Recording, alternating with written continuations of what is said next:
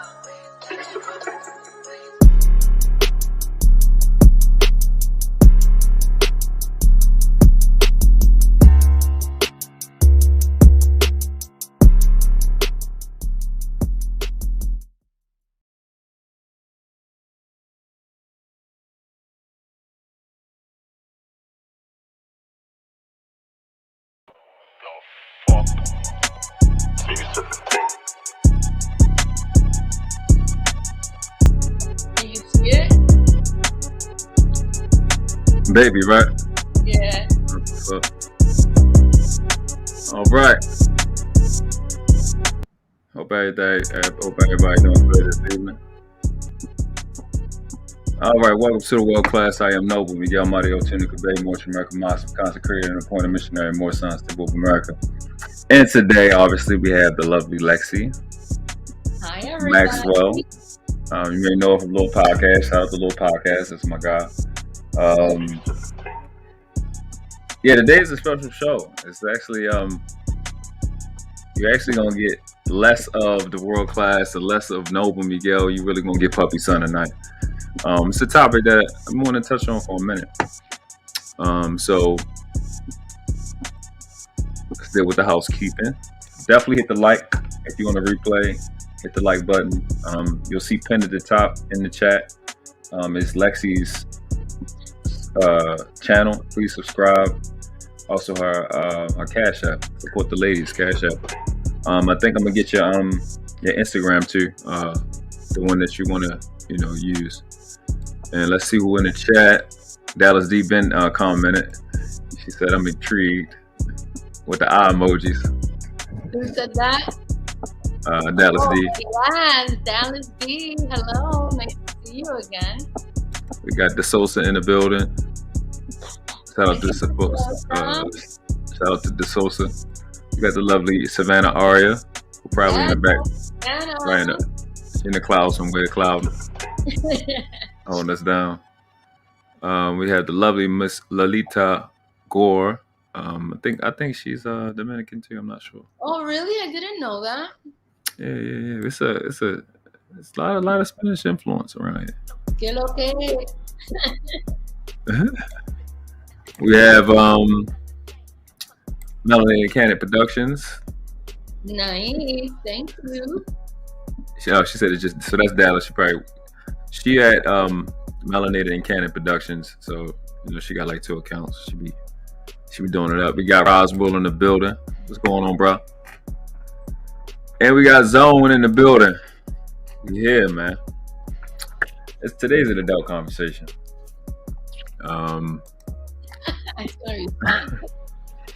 As if you don't know Lexie, she was on a little podcast. She's very honest and pretty direct and open with a lot of things. So what recently was spawned this conversation, and really this is episode 1. We're gonna kind of break y'all in if y'all don't know, if y'all not new to it.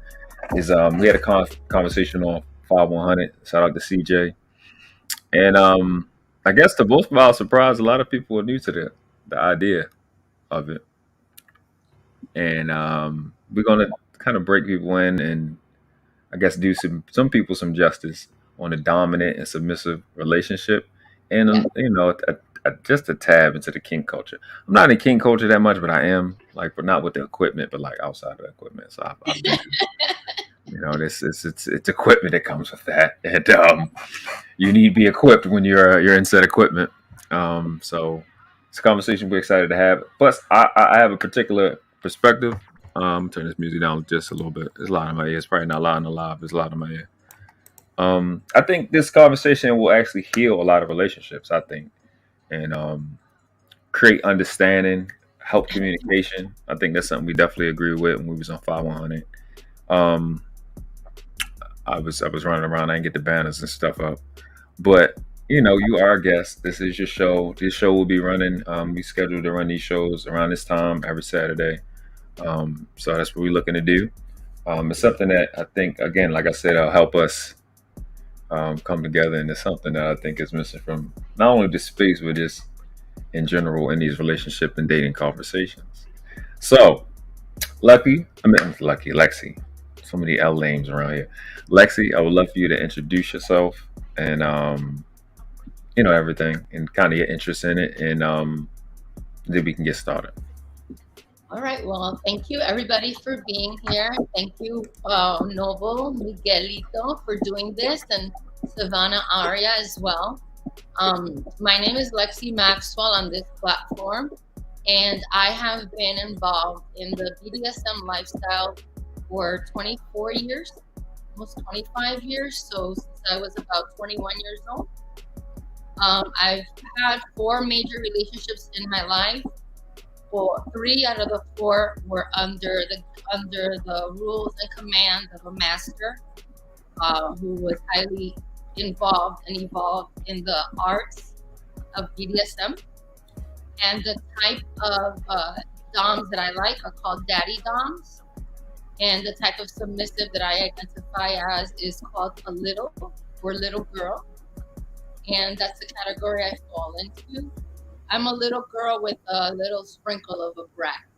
That's the best way to describe it. Okay, so these terms is new to a lot of us. That's what's up. So if you heard her, she referred to the dom as a master. That I've been aware of that. The little is new to me. I don't know if they go hand in hand. Do they go hand in hand, master and little? There's different types of submissives.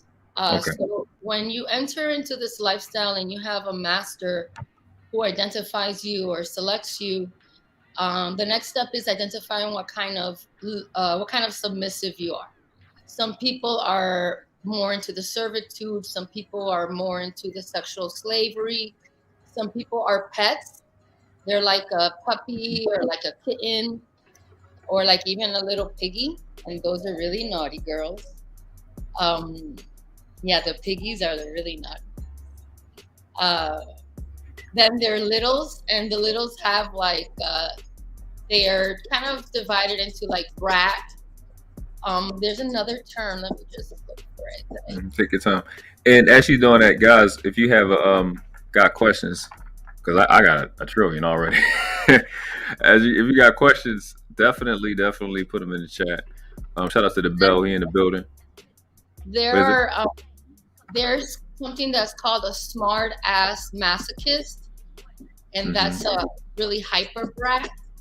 And then there's a brat, and then there's little.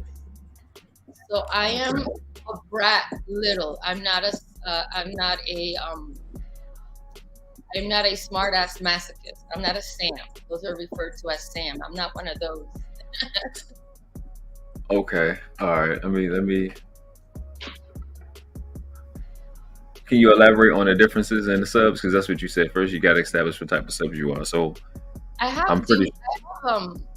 a link here. Can I put it in the back? And is it something that you might be able to use? Yeah, if you want it, you can bring it up, or you can have me bring it up. Let me do this real quick. Shout out to Thanos Theory. He says the world class salute to the scholar, the Gizzard. What's up, bro? The Bell 5000. You put it. I got it. I'll pull it out. And it'll break it down.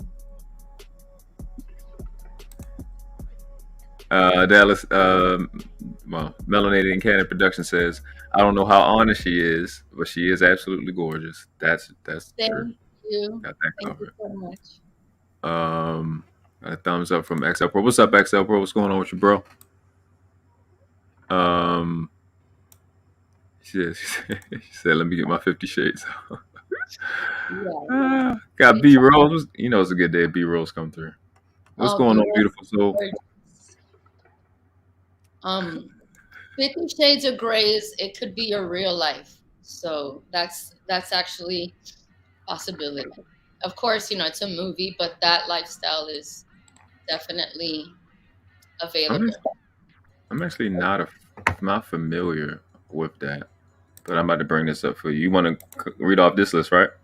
Yeah, I had pulled that list so that you can show the chat and the people watching. It breaks it down to the 10 different and in those there's also sub levels, but I wanted to just keep it simple and show you the 10 different types of submissives, and it'll give you an understanding and the public an understanding, and especially the ladies. It helps if you identify these attributes in yourself, and then you know what type of self-care you need and what type of man would be the most compatible. Yeah, I think that's that's key.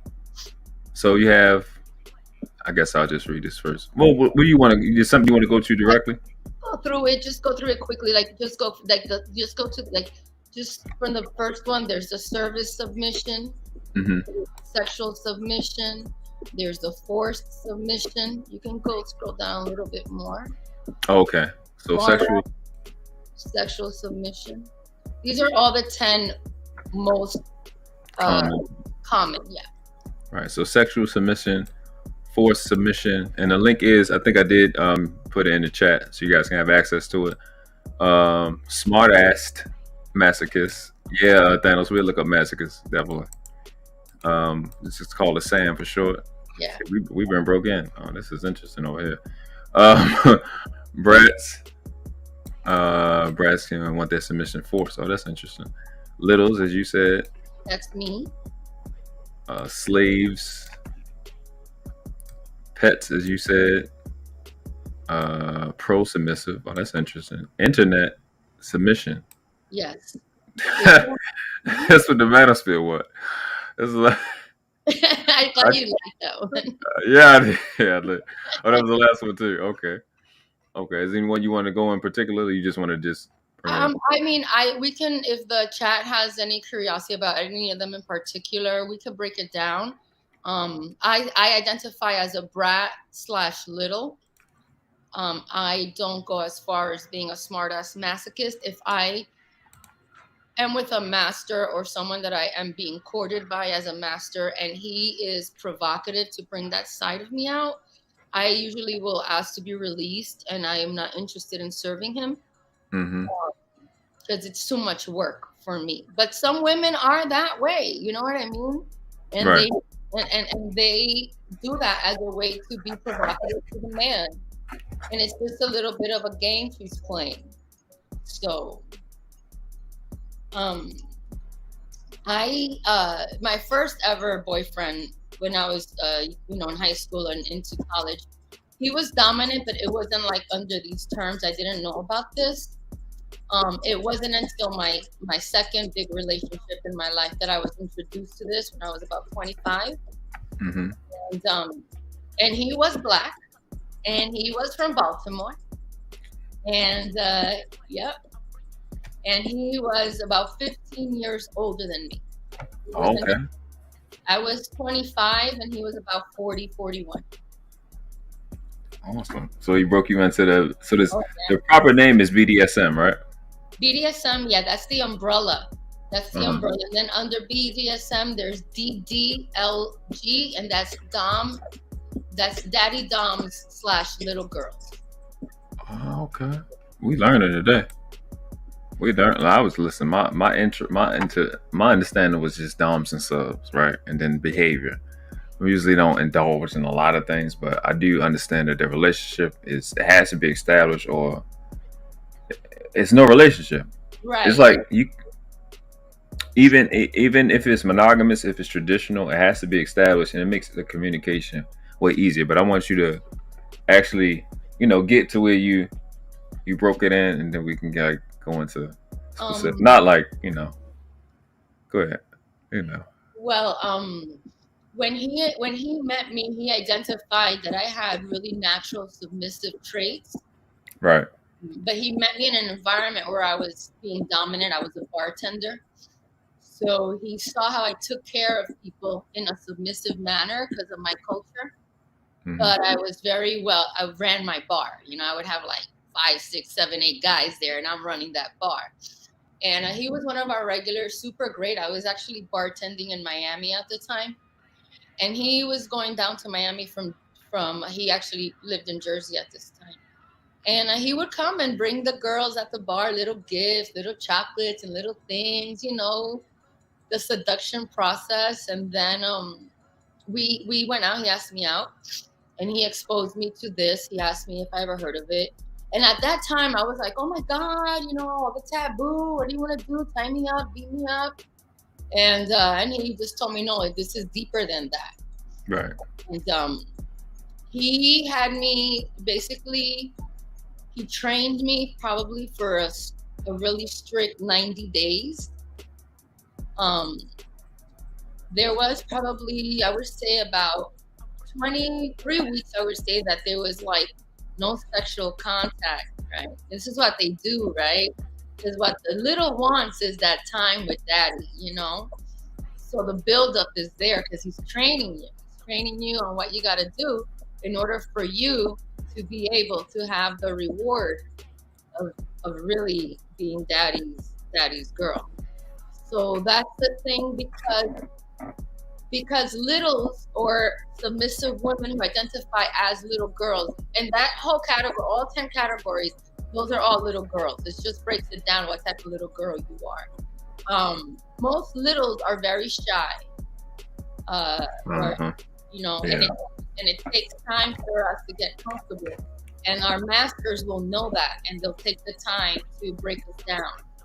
And then by the time you are under the seduction of your daddy dom, you are eager to please him, eager for him to touch you, and your body's available and ready. You're past the shyness. Now you want to be kind of daddy's little slut. I love the language. How about this? Let's deal with the awkward stuff. Okay. What Yeah, because I'm kind of a direct person. I like to deal with the thing that bothers people. If you have a young lady that's learning this, right? Not to say that they're the only target, but if you have somebody that's new to this, a young lady that's learning this, or somebody that's new to it, how would you tell them that? How would you suggest they deal with the language of calling their man, or, well, I guess calling their man master? Would you say that in public? Is that for private? Yeah, basically that. It depends on what your daddy or your master or sir. Mm-hmm. I am used to the word sir. It's the word that I prefer. So when I do, when I'm being courted by I say master to identify him as the dominant, and he'll let you know if he wants you to call him daddy, if he wants you to call him sir, if you want him to call him master or your highness. He'll tell you what he wants to be referred at in home and in public. Mm-hmm. You're never going to call him honey. You're never going to call him baby. You're never going to call him sweetie. That's not going to happen. You're not equal. You're not equal at all. You are his property, and all the holes in your body belong to him. All the holes in your body are made for his pleasure. I just need you to, we gotta let that breathe, because all the men felt that. All the men felt that part. I know y'all felt it, because I felt it when that's basically what we feel. When you some submissives have what's called hard limits. Hard limits mean things that are hard for you to please your daddy with. Mm-hmm. There's always a contract. At the end of the agreement, this is all put into a contract. Your preferences, your hard limits, and then you expound on your contract with commands and lessons and requirements and homework and assignments and tasks. Some of my hard limits are animals, children, scat, meaning fecal play, and anal. Those are my hard limits. Those are non-negotiable items. The only one that's negotiable is anal, and that's for when I get married. So hard limits is what a no? It's a hard no, and I have to have a dom who understands that that's a hard no until we get married. If he agrees to that, then I don't have to worry that he's going to try to do something to me that I don't like. We agreed that it's not going to happen, so that he's not going to test me. If he says to me, I want to have a conversation about one of your hard limits, we can have the conversation, but I'm not obligated to the command because it's already in the contract that's a hard limit. People know me from words, right? And people know me through etymology and stuff. And what I love about what you're saying is you're putting actual vocabulary on certain things. And we got some things. I'm pretty sure people got questions. I'm about to go through questions in a second. But again, I deal with the awkward stuff first. So from what I'm hearing, like if I'm the first time I'm ever hearing it, because it's not the first time I'm ever hearing it. I've never heard the term little before. But little girls is something that even women that don't know this culture, they say on themselves. They say themselves. They say, I'm your little girl. Like they say that. It's a thing. So what would you say to somebody that would confuse that with the pedo stuff, the P stuff? That would think that it would have some type of, because the climate we living in with the alphabet community trying to slide that in. I know people antennas are up with anything relative to that. As long as it's two consulting adults in the play or in the session, you can be two people that are consenting adults. That's one of your fetishes is inappropriate age sex. Mm-hmm. So that could be a dynamic that doesn't have to involve anybody but the consenting adults as to what that play looks like. So I have a little onesie that says baby. So if he tells me just to goo goo gaga when I'm going down on him, that's what I'm gonna do.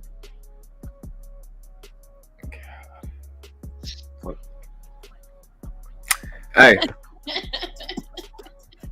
hold up. Let's catch up with the chat. I don't want to get too far behind.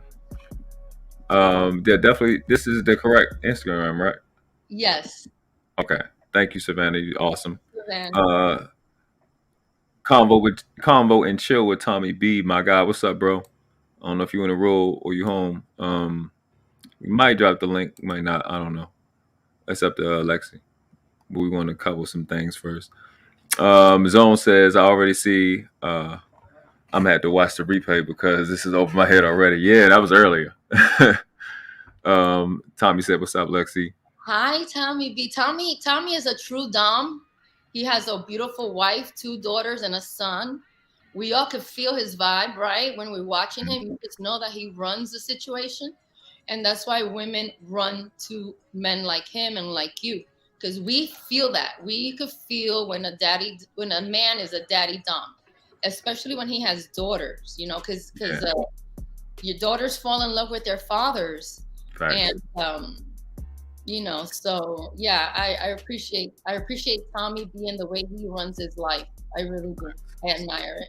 Yeah, I had a 22-year-old, 21-year-old goddaughter. I was definitely a daddy's girl. When I'm calling girl dads for a minute. Yeah. Yeah. Said XL Pro said it's a good show. Thank you, bro. Appreciate you. Thank you. B Rose is covering her eyes. What you cover your eyes for? It's the OMG. Got him laughing. I ain't gonna fool with you. Thanos is another one, a dom, definitely a daddy dom in my opinion. You could just feel his energy. You could just feel that women would gravitate towards him because of the way that he moves. I appreciate you doing that too, because I think that's a part of what this is for people to identify who's a dom, who's a sub. Yeah. Most masters, just really quickly, that's a good point. Most masters don't scream, yell. They don't do that. Most masters don't drink. They might have a beautiful glass of wine or some cognac or a bourbon. They don't pound down drinks or drink beer. They usually don't like to be not sober. They don't do drugs. They're into a super healthy lifestyle. They take care of their body, and they're hyper successful and ambitious. See, that's hey. I always say what I say the way I be saying it when I say it. And they listen. He said, "Let me sit the kids out the room." Yeah, yes. This is one of these it's one of them lives. 18 and over. Yeah, this is for the adults. This ain't for the babies now. All right. I think we got our first question with B Rose. She said, "Do you require the same type of submission in your everyday relationship, or is it just or is this just for like sexual gratification?" That's a good question. I am a lifestyle submissive, so I require it 24/7, 365.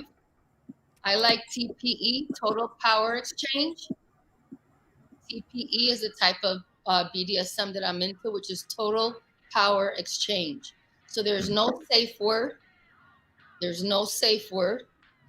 And it's 24/7, 365. This is exciting. Thank you, B Rose, for the question. That was a good answer. That's yeah. You know, this the Lexie show. I'm just here. I'm just at work. Zone said, "I'm trying to figure out if I'm a big daddy or little daddy or sour daddy or a sugar daddy."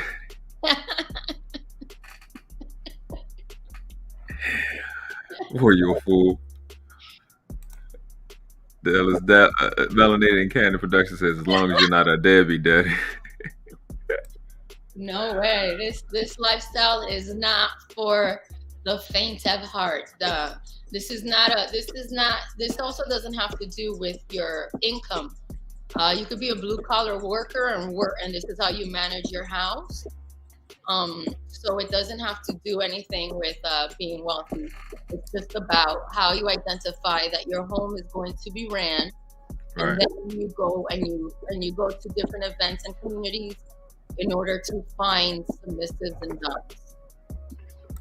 Yeah, I'm gonna elaborate on my position and things in a second. I just want to make sure we getting everybody in, and then we'll kind of get back in. I love the answers. I love the questions.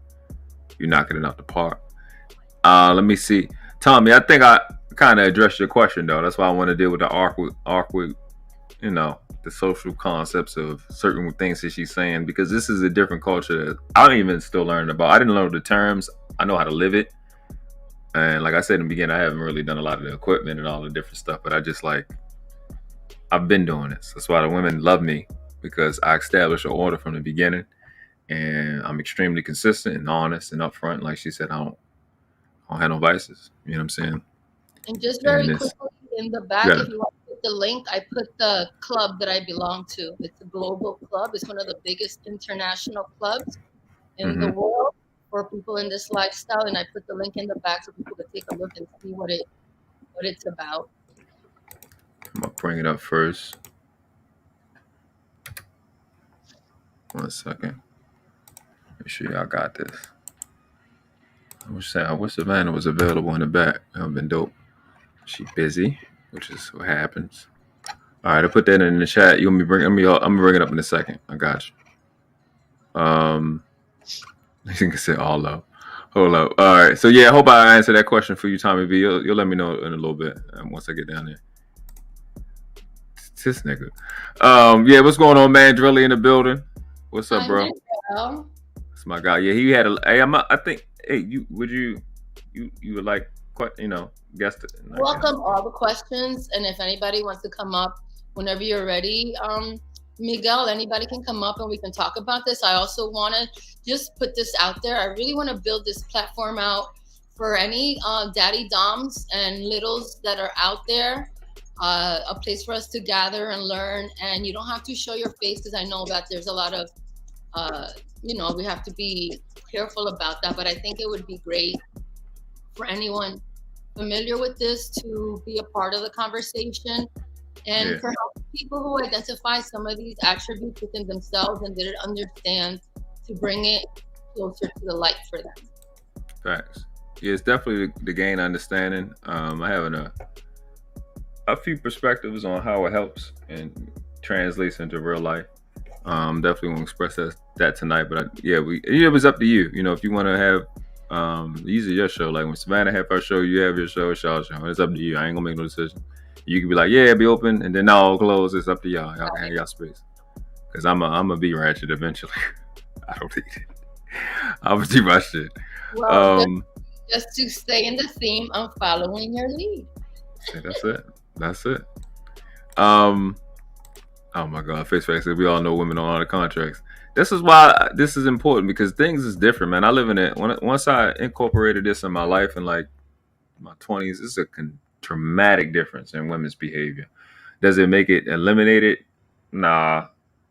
Plus, I wasn't good at it in the beginning in the first place, because I didn't, I was under the damn, what y'all call it? I don't know, feminism shit. Right. From then.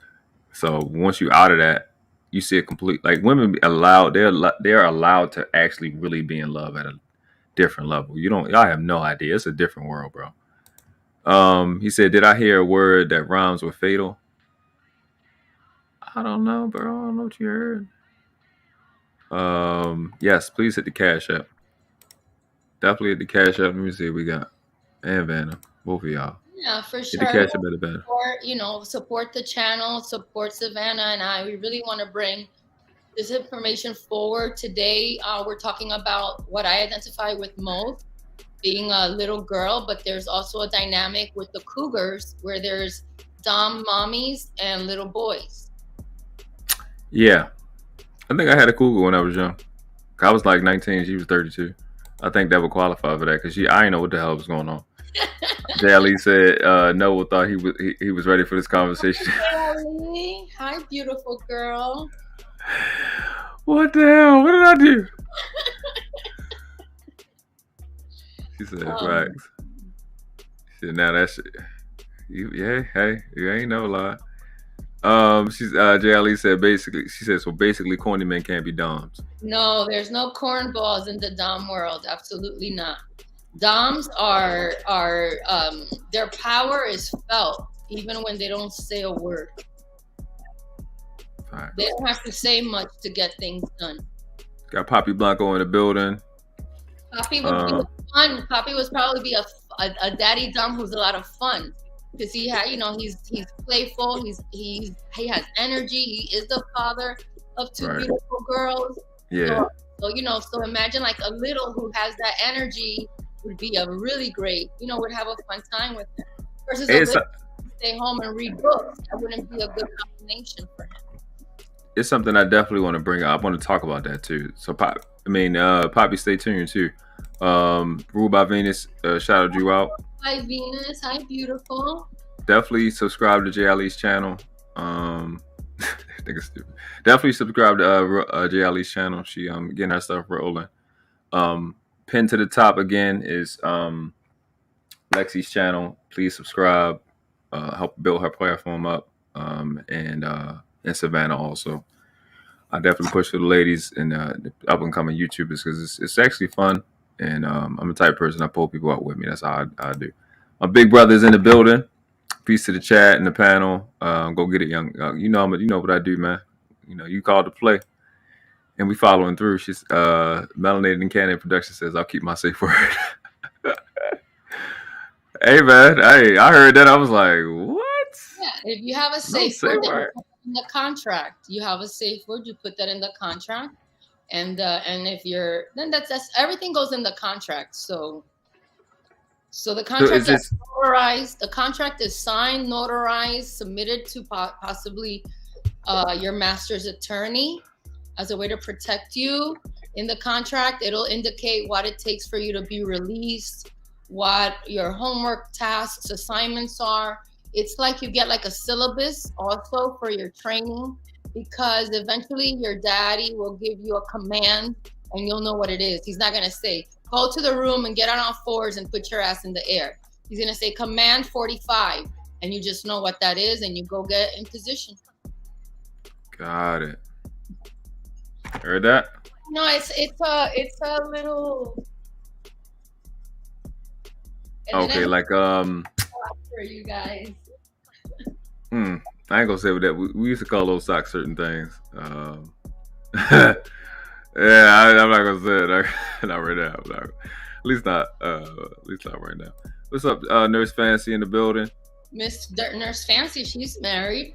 She probably has something like this dynamic in her relationship, a dominant and submissive type, even though it might not be defined that way, but it's in the relationship. First class, Jay Lee, first class on that. Jay Ali, first class on that spirit. Melanated and Canada Production said, I just thank you. Definitely subscribed I appreciate to Lexie. Thank you. Said checking the links. I'm trying to sub. Yeah, she got a Cash App in there, and also the also her link, her channel. Sherelle is here. Shout out to Sherelle. Well, got Princessa. I just want to tell Sherelle we are sending her love and light, Sherelle. Yeah. Y'all be throwing so many shots. Don't encourage her. She throwing a shot. Nice. That's true. You're the community dom. Yeah, Dom. This is the BDSM sphere tonight. I think niggas said pineapples. You a fool. Definitely a fool. Yeah, you gonna definitely get your notepads out. It's a lot to learn, man. I think I don't know what it is. I think I just picked it up.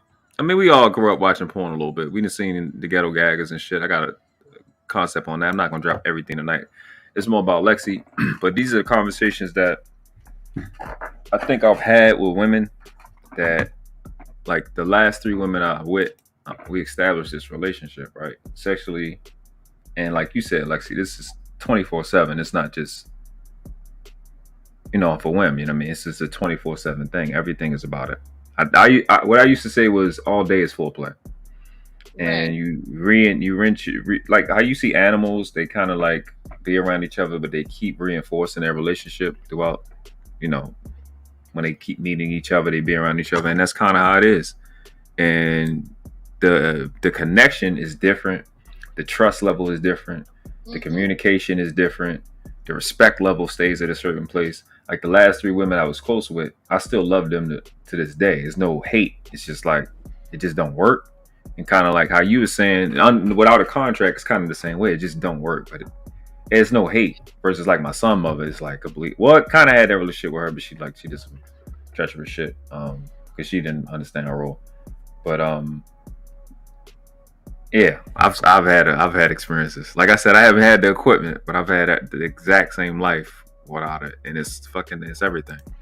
Like my first experience, you know, like he was amazing, and I always say, like, he taught me how to breathe through my ears. Breathe or read through my ears. Like when I, you know, it was like there was just no excuses. It was like, you're gonna be able to do this, and if you gag or you choke out, you could breathe through your ears. You know, that's how hardcore he was. And you mean literally? My knee pillow with little stuff, so I could feel it in my knees as a little bit of a punishment while I'm providing him or servicing him, or what we call feedings. It's called a feeding when you go down on your master, because when you swallow, you have all his glory in your digestive system going through your bloodstream and through your organs, and that's power. So it's called a feeding. I didn't know that. I didn't know there was a word for that. Yeah, so your master will say, get ready for your feeding, baby girl. And you get your knee pillow and you just wait till he's in front of you, and you feed and you nourish your body with his sweet nectar, and it runs through your digestive system, through your organs, through your bloodstream, all through your body, from a digestive part and also through your vagina. So he's covering all your aspects. Make sure JLE said it's not going to a channel. Okay. I don't know what that's about. I think I just needed to space it, and I didn't space it. That's on me. I'll fix it in a second. Hold on. Yeah, that's so that's called a feeding. I've had some feed. I've done some feedings in my life. If that's the case, I'm not even gonna sit there and lie. I don't think nobody would deny that I've had that situation going on, because I'm pretty upfront about it. Done that a lot. It's crazy how much women enjoy stuff like that. I guess when they, you know, respect. I always tallied it up to like respect or whatever. I just get a certain level of respect, but I'm honest up front. But I guess I'm talking more so about just that one aspect. But I think the sub aspect. Oh my god, it did it again, bro. It's just acting stupid. Yeah, keep doing. Well, actually, it worked better this time. All right, we'll just run with that. Give me 1 second. Go ahead. Savannah, I actually needed you today, apparently, because I'm screwing up like bad. But I know you're busy. Tommy says, "Call me Chef Tommy." Let me replace that shit. I think it's. Let me see. All right, let me scroll down. Let me get down here. Where was we at? I had started in the middle. Yeah, I think. Thank y'all. I appreciate it. I fixed it. Sherelle said, "I appreciate you so much. I know I'm a little behind." Oh, you got it, Sherelle. Anything you need. Lexie is a freak. She is hilarious, bro. JLE, you're funny. There's where you say I found some old pics of my mom hide in my daddy's drawers. I was traumatized, but they still married. You gotta elaborate on that, Nurse Francie. What you mean, like you seen him in like his underwear or something like that? I'm not sure what you mean. Yeah, you might be too young for this. You and Savannah might be too young for this conversation. Y'all might be too young. Oh yeah, they under 25, right? I don't know how old. I don't think it's on 20 though. Mala said, "Wait, I didn't know what I was." Yeah, it's the grown folks conversation. This is grown. This is for the grown people. It ain't Nurse Francie said, "Lexie, I'm in here, just showing out. I advise. Wait till you're married, though." Bro, my man said I picked the wrong night to introduce my little sister to YouTube. She is going crazy listening to this. It's gonna get a little we're gonna go there a little bit. I just don't want to get too far back. We're gonna do a slow burn. Yeah, slow roast. It gets pretty intense. I don't want to be risk. Well, I guess somebody's gonna get pregnant tonight. More than likely, from this live. Yeah. So when I hear these chicks say, "To God be the glory," they be saying, "No, what? Never mind." Yeah. That was one of my names back in the day. I ain't gonna say that a lot to you. Like the religious girl like to call you God. It's interesting. Yeah, some I've been to parties where the master likes to be called Lord. Yeah. And like it's like those names, God, Lord, Master, Your Highness. A lot that I've heard those terms used in reference to a master. Dalllas said. Yeah, Nurse Fancy. Yeah, thank you. Dalllas D said Savannah Aria trying to figure out what kind of sub she is. Somebody got to figure it out. Gotta know, especially if you interested in it. She said, my mom used to dress up. Got you. Oh, how cute. For my dad. Got it. That's so cute. So hide means behind? Okay, got you. You 34? Well, I thought you was 26 somewhere. All right. All right. You just getting in there. Savannah's grown. Savannah shouldn't even be up this late. She need to be in bed. What's up, big bad boy? What's going on with you? Dalllas. All right, we all call that. What's up? All right, I was lost a little bit. You see, Thanos likes to be called king, so there you go. I couldn't have guessed with the crown. I guess it ain't for me to guess. Okay, all right, we all caught up. We want to make sure everybody's caught up. So let's get into it. Let's get. So you've explained that you are the type of. I'm gonna forget the terms. You're the type of sub that likes it to be 24/7. Yes. Total power exchange. TPE. Right. Y'all got a TBE. Oh, TPE. Gotcha. TPE. You've explained it. The three main ones you said you have there are. But you know what? That's what I meant to do. I meant to bring that back up. The list to back up. Yeah, I'm gonna go. That I belong to. Yeah, I'm gonna go to the first one, and then we can go back to that one. You spoke of brats, littles, and smartass. So the Sams, the brats, and littles. Right? They have slaves. I've got these. I've got a few of these. Yeah. I don't even know what that is. I think I met a pro in my life. I ain't gonna say that a lot to you. I have. I'm a young lady that one of my exes.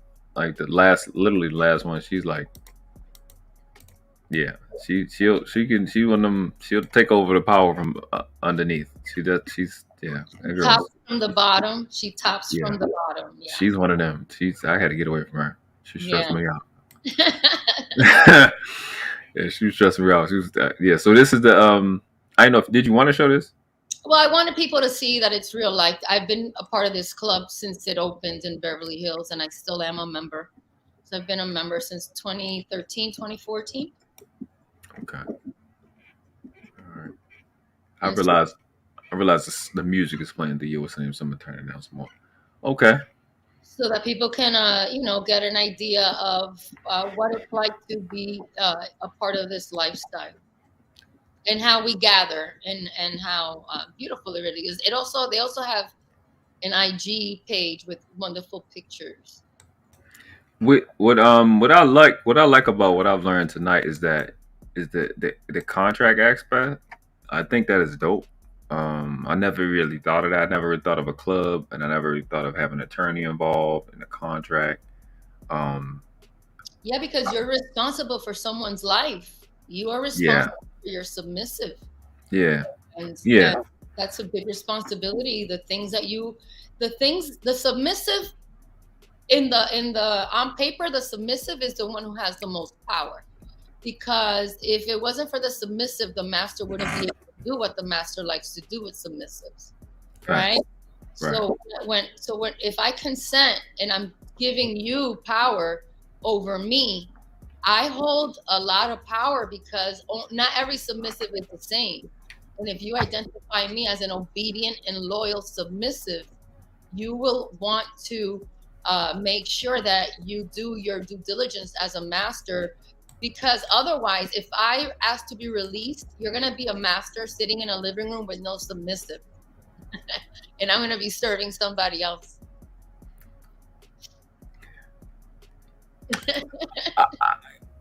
Yeah. I mean, I've literally lived this. So it's just like, without being around any professionals, I mean, it's kind of how you when you have a woman that's like, I'm submitting to you, and they say it themselves. That shit is crazy to me. I don't know why y'all be asking for it. With their little doughy eyes, they be looking at me like, oh, they be looking up to you and shit. I be like, oh, okay, great. It's cute as fuck. I ain't gonna say a lot to you. But you know you have to be responsible for them because they waiting on every word. On what I've noticed, it's interesting being in this space because you got so many men that are awkward with attractive women. Like, they're really, really weird. And I guess I've been spoiled and I don't really realize it, but I don't think you guys understand that they don't want to be put on the pedestal. What I've noticed is most women don't want a choice. They don't want an option. They want to be controlled. They want to be joked. They want to be popped. They want to be pulled. They want to be in an obedient situation. It's just like when you give them all these options, it stresses them out. It's pressure. And it's like a performative pressure where they have to figure out all these things and they can't. Then they get information from other chicks pretending to be doms and they're not. And a lot of these dudes are in, I'm not going to go there yet.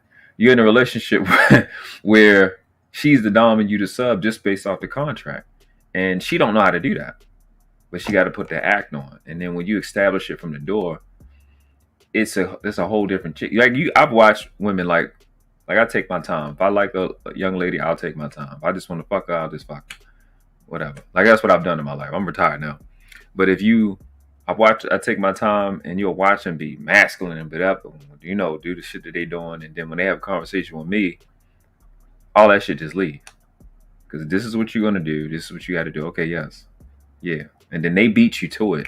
And it's just, when you establish that relationship, and that's what I want guys to start understanding and kind of shift, like deliberately shift, not only your private life, but your content when you're talking to women in this direction. I'm not saying mimic it, you got to do it, but if you move it, it takes so much stress off the woman because you're saying, I want full responsibility. In Couch Gang, we've been saying this. I am 100% responsible. Everything is my fault. Everything is on me. So if everything is my fault and everything is on me, I want obedience. That's my word. A lot of people have submission. I have obedience. I need obedience. And I think the sexiest thing about... Go ahead. No, go ahead. You have to be an obedient and loyal pet. You have to be an obedient and loyal slave. You have to be an obedient and loyal little smart ass masochist. Because with me, if my master was sitting on the couch, I would sit at his feet right beside him with my head on his lap while he pets me and touches me and we're watching television.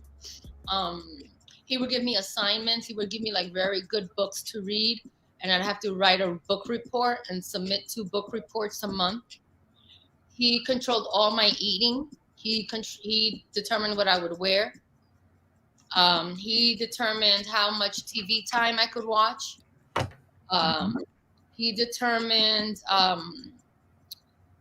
free time. If I had free time, I'd have to request it. I wasn't allowed to have free time unless I requested it. And then he wanted to know what I was going to be doing during that free time. I would have to check in every 45 minutes with a grace period of 15 minutes. That's why he made it 45. So at the 45-minute mark, I have 15 minutes still. I would be punished. I would have my I love sweets, so I would only be allowed so many sweets a month. At that time, I was as a brat. Sometimes I would go get a glazed donut, and I couldn't lie to him, and he would ask me I had to keep a diary of what I would eat. And he would ask me, is there anything else that I should know about? And then I would be like, okay, I had a glazed donut.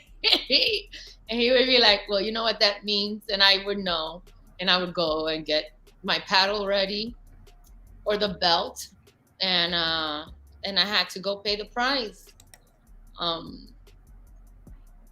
So in real life, like, it wasn't all just the sexual part, right? It was also real life things. I had to wake up, make them breakfast.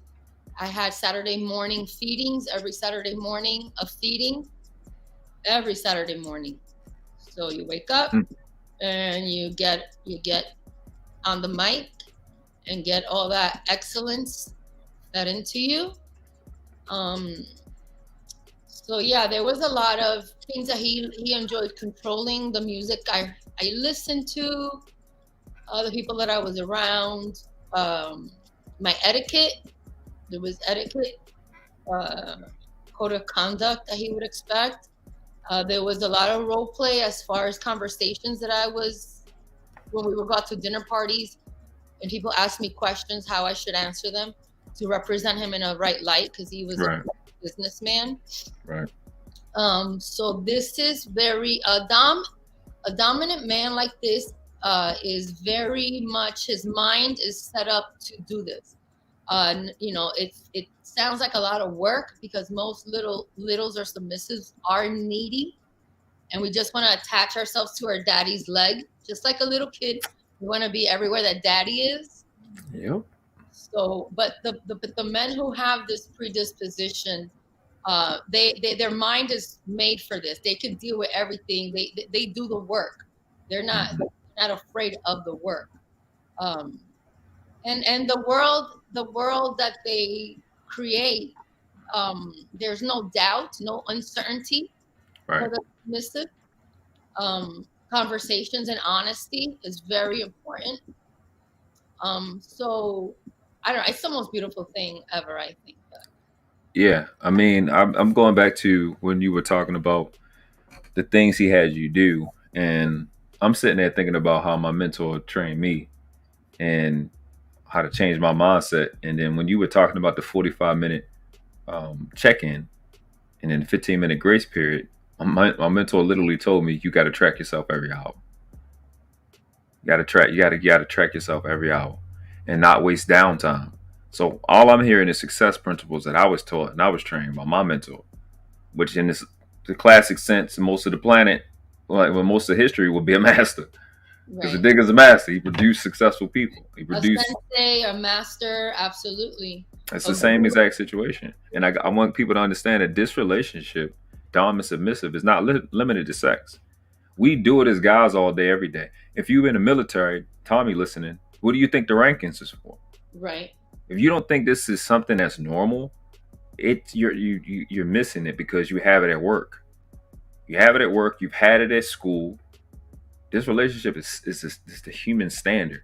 And dominant and submissive. You have it in these homes, right, where the moms dominate our boys, right, and the boys, they're naturally dominant. They're boys, and then they have a mother who's so overbearing that the young man doesn't have the ability to exercise his power. He doesn't understand because he has a mother who's just like killing his soul.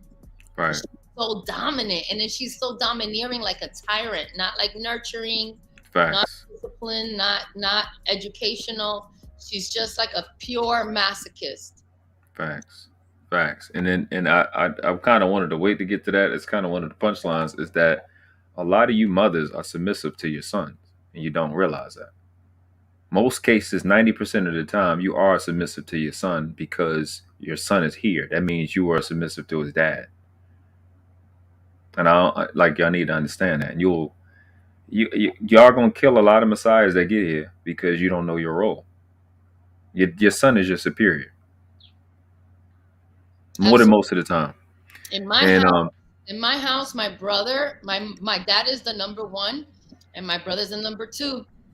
That's it. That's just how it works. That's it. It ain't mom and dad. It's dad and oldest son. That's how it usually is. Yeah. I wanted to get to what the bell said. The bell said, don't get all daddies confused. You got the boss, then you got the sugar daddy in the trick. He said he is the toilet tissue and the tampon of the game.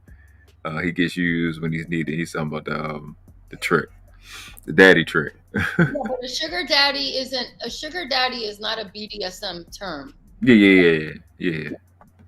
Yeah, absolutely. That's just a term people use, but it has nothing to do with BDSM. This nigga sold his stuff. He said your signing bonus come with the contract, with those contracts. I'm pretty sure some do. Yeah, absolutely. In my contract, my contracts include a monetary benefit throughout as an allowance, and then at the exit, when I'm released, I am guaranteed a certain amount of money so that I can go and continue to do what I need to do in my life. Amen. Just Jelly said, when you're released, it's not contentious.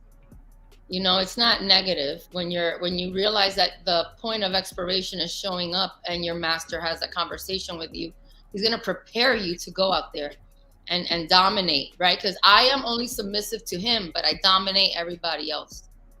And I do it the way he does it, with silence, with strength, with brain power, because ultimately I'm his masterpiece, right? I'm his muse, I'm his masterpiece. So he teaches me through his power how to exercise my power outside of the boundaries that he's created. So when I'm in front of other women, I know how to deal with dominant, contentious women. If I'm around men who act like they're dominant and they're contentious, I know how to conduct myself there. So you're constantly prepared, right? Internally, you're prepared to be able to understand and deal with human behavior, because I've risen above the karma. I have a master. I have ultimate guidance and leadership. So when I move out in the streets, I move accordingly, and I move quietly, and no one knows just how the level of intelligence I have. And that's when you know you've risen above the karma. You've already paid the price to the heavenly universe, and now you're in a power position, and you exercise that right. And another way to look at it is an initiate. You've been initiated. You're getting a different level of education. Nurse Fancy says, in the black community, in the black culture, we call it pimping. That's what you call it, but that's what I'm saying. Like, the closest thing to it, and I kind of want to talk about that too a little bit, like briefly. Let's run through these comments though, because I think a lot of the things that make relationships good, when it comes to the benefits that comes from establishing a relationship of dom and subs, because the only time we really hear about it is with lesbians, is that there's a lot of negative connotations with this lifestyle or this establishment or this relationship. Right. It's like, it's just pimping, or girl, you letting him control you, and all this other stuff. And hi, Lexie. Because sometimes it comes with polygamy, like your man dealing with other women and stuff like that. So they definitely hate that.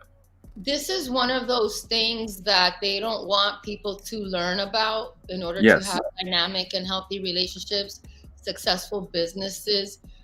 This is something that maybe people aren't aware of, but it is the way that things operate in politics, in high-level elite business. This dynamic is very much utilized. Yeah, you can just like, if your takeaway from listening to this is not that this is like high level type of lifestyle. Like, that's all she had. It's a website with contracts, bro. It's like, this is high level stuff, bro. This is something that they definitely don't want you to establish, because they want a chick to get mad and break your car window.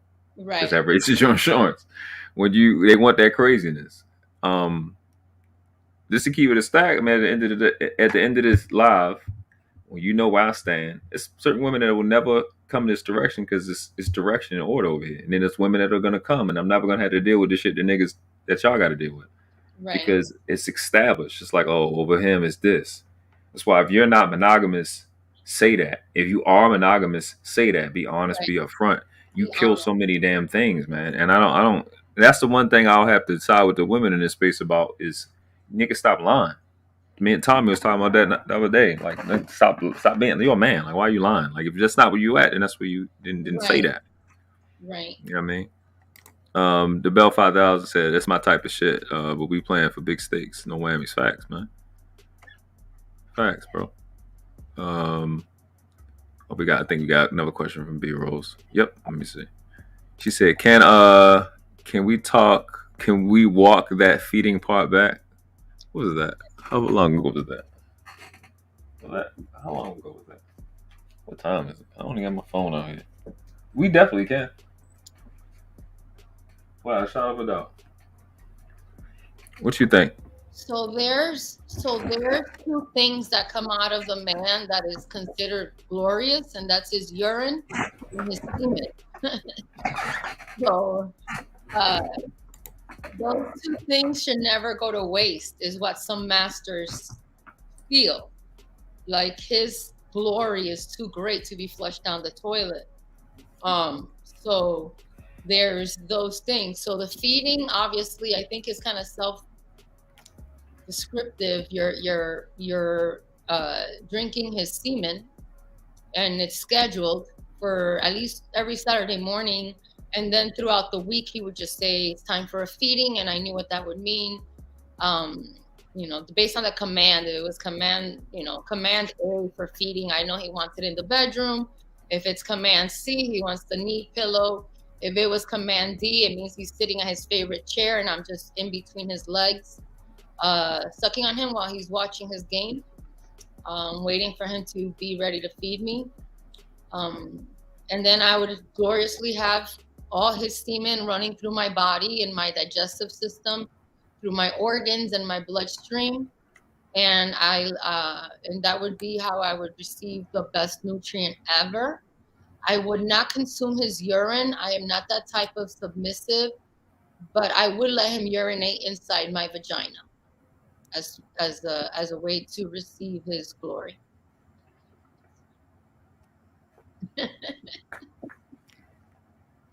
It was first for me when I heard it. Shout out to Lucky. Hey, V Rose, let me know if your questions was answered. Melanated and Canada Production says there's actually more trust, communication, and honesty in those types of relationships. Yes, that's what I'm trying to get y'all to understand. 100%. Shout out to Ricky Webster. My God, he's probably responding to something I was saying. Let's see if we got anybody here. He said, hold on now. I just got here, cuz. Oh yeah, we're having an adult conversation, bro. Shout out to Westside Cool It. Zone said, I'm not sure if yes, B Rose, I am a unicorn.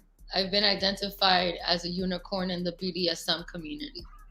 So when I am out looking for a master and he introduces himself to me, I let him know that I am a unicorn. A unicorn means that you've been fully trained, and I have references. My old master would gladly speak to a new one if that's what he required, because I've been fully trained. Someone said, I'm not sure if I have the patience for contracts and lawyers. I just want to set up the camera and get down to business. No, nigga, you from the Palmer channel. You know about child support. You better do the contracts, nigga. That's shit. Cows can't need to get into that. Yeah, bro. Glad you was able to come through. I'm just gonna get something to drink. I'll be right back. Got you. Thank you, guys. You're welcome. What you saying, damn about? Hey man, make sure y'all hit the like button, subscribe. This is gonna be every Saturday around 9:30, probably 9:30. We're gonna be doing this show consistently because I think we definitely gonna open a panel in a little bit. Let's see what the likes at. I usually do 15, but I'm pretty sure we're way past 15 at this point. Yeah, I don't know what's going on my browser at the moment. Okay, cool. Yeah, yeah, appreciate y'all, man. Y'all enjoying it? Hey man, you heard her. He said the dimension shift. Now, man, we just getting started, man. We getting in here. I think I know what this is for. Said nasty girl. This was you was responding to. V-Rose said you're a special type of woman. Yeah. We're not all built like that. I can't imagine. Yeah. Said Lexie is giving us a master class on human anatomy at this point. Facts. Don't you kind of think you're supposed to be a master if you're trying to take control of or care of another whole human being that can have other human beings? Well, it makes sense. You know what I'm saying? And I'm about to get on y'all niggas about being healthy. I'm telling you. Like, I'm like 2 seconds from snapping on this entire sphere about health. Like. That's why a lot of masters who are into feeding, they have strict diets. Like my ex, who is my first, after him, I had 2 other ones, but the one who initiated me, like I said, he's from Baltimore. He's Black, and he was vegan. So I had to learn how to cook for him. And I would wake up and make him, I made him all vegan meals because he wanted me to take his glory, and he wanted it to be the best that it could be, the gloriousness of it, and I just like, he's out there eating burgers and all this stuff, and then he's asking me to consume his sweet nectar. Amen. Robot Bennett says, do y'all go to the doctor together before the exchange of all this? But of course, I would think so. Y'all doing contact the organization that I'm a member of, they require like monthly submissions of blood work, and there's a awesome particular doctor, at least in Los Angeles, who does all the Vivid stars, all the porn stars, and he does all the people in the lifestyle. So when you go to this particular doctor, you get like a code that I can give to you, and then you go to the website and you look up my results with the code so that it's always current. You can imagine if you're going to get doctors involved in everything. I don't know what the first phase for, but if you're gonna get doctors and everything involved, I'm sure you would want to check that consistently. She said she said the glory is taking me out. Facts, bro. A clean diet is vital, of course, man. Bro, I mean, shit. I've had a lot of women want to swallow my cum. Like, I'll just come out and say it. So they get healthy, they clean up skin, they be it goes through their brain, they be clearer. I don't know. It's a bunch of little children in it, and it would probably make sense. Not glory. JLE said, I ain't participating in these activities. I just want the clothes. She just want the outfit that you got on. She said, I need a site for the costumes. #model. I thought I sent it to you, JLE. I'll send you the site again. I thought I sent it to you before, but I'll send it to you again. Doctors of the stars. Peaches and dicks. All right. Let's see. So I mentioned kink culture, right? So what is it? Is that a thing? Is that separate from BDSM, or is that included in it, or is BDSM kinks? Kink culture. I've heard about it a long time. I don't know if that's actually like KING or KINK. KINK. No, yeah. So yeah, we're described by the vanilla, the vanilla crowd. That's what they're called. Regular civilians are called vanilla. We are described as kinky. That's the best word that they can use. So when you do meet someone and you're courting, you do talk about your kinks. You say, what are your kinks? And your kinks go into the contract along with your hard limits and whatever other other clauses or other information you want to include in there. But yeah, kinks are the fetishes or the things that you're into. What is your kink? So my kink is that I like to be a little. And I love everything about it. I love coloring books. I love crayons. I love everything pink. I love chocolate milk. I love strawberry milk. I like ordering from the kids menu. I could really get into it. Like, that's just the way I am when I'm with my master, right? And then if he says we're going to Nobu for dinner, so I know that then I have to bring the red carpet bitch inside of me and shut it the fuck down. And right then, I bring it, and he walks into the room knowing that he owns me. I'm there to please him. I look better than most of the bitches in there, and I have better behavior. That's why he knows about me. So I work walk the earth with his power. I walk the earth as his masterpiece. Absolutely. I love all of this. Listen, I want you to talk about that. Kind of want to. We if they ain't cringed already, they about to. Talk about the dynamic of doms and subs amongst a master's women, multiple women, like you just talked about. And I definitely want to highlight that you said you walk with his power. I think that's something I've always said to the women I'm dealing with. Like, you're a representation of me. It's no such thing as no. It's just not yet. You know what I'm saying? And but yeah. So, for example, in my experience, I am always the dominant amongst other women. That's just the way that I've been trained. I've been trained to have that confidence, that self-assurance, to walk in there. And it's not loud, it's not rude, it's not contentious. It's just energy, a light that I emit, that the room knows that I have a master who empowers me to walk the earth like this. I don't lack for anything. I don't want for anything. I have it all. I am enough. I am his masterpiece, and I move accordingly. And other littles will notice the way that I move, and they'll say, "Oh my gosh, she has more pride. She's more obedient." I could tell. So those littles I will dominate over. Now, if there's a woman in the room and she is more experienced than me, she already trumps the room. She is the dominant female in the room. All the women cater to her. You respect her.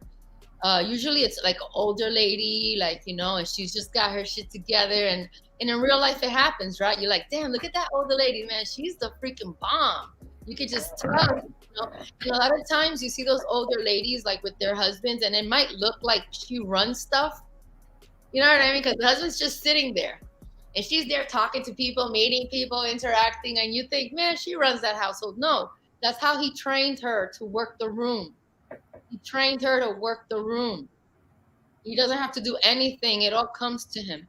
So when you identify that in the room, or your master identifies that for you, you just show respect. There's an etiquette to it, and you just show respect.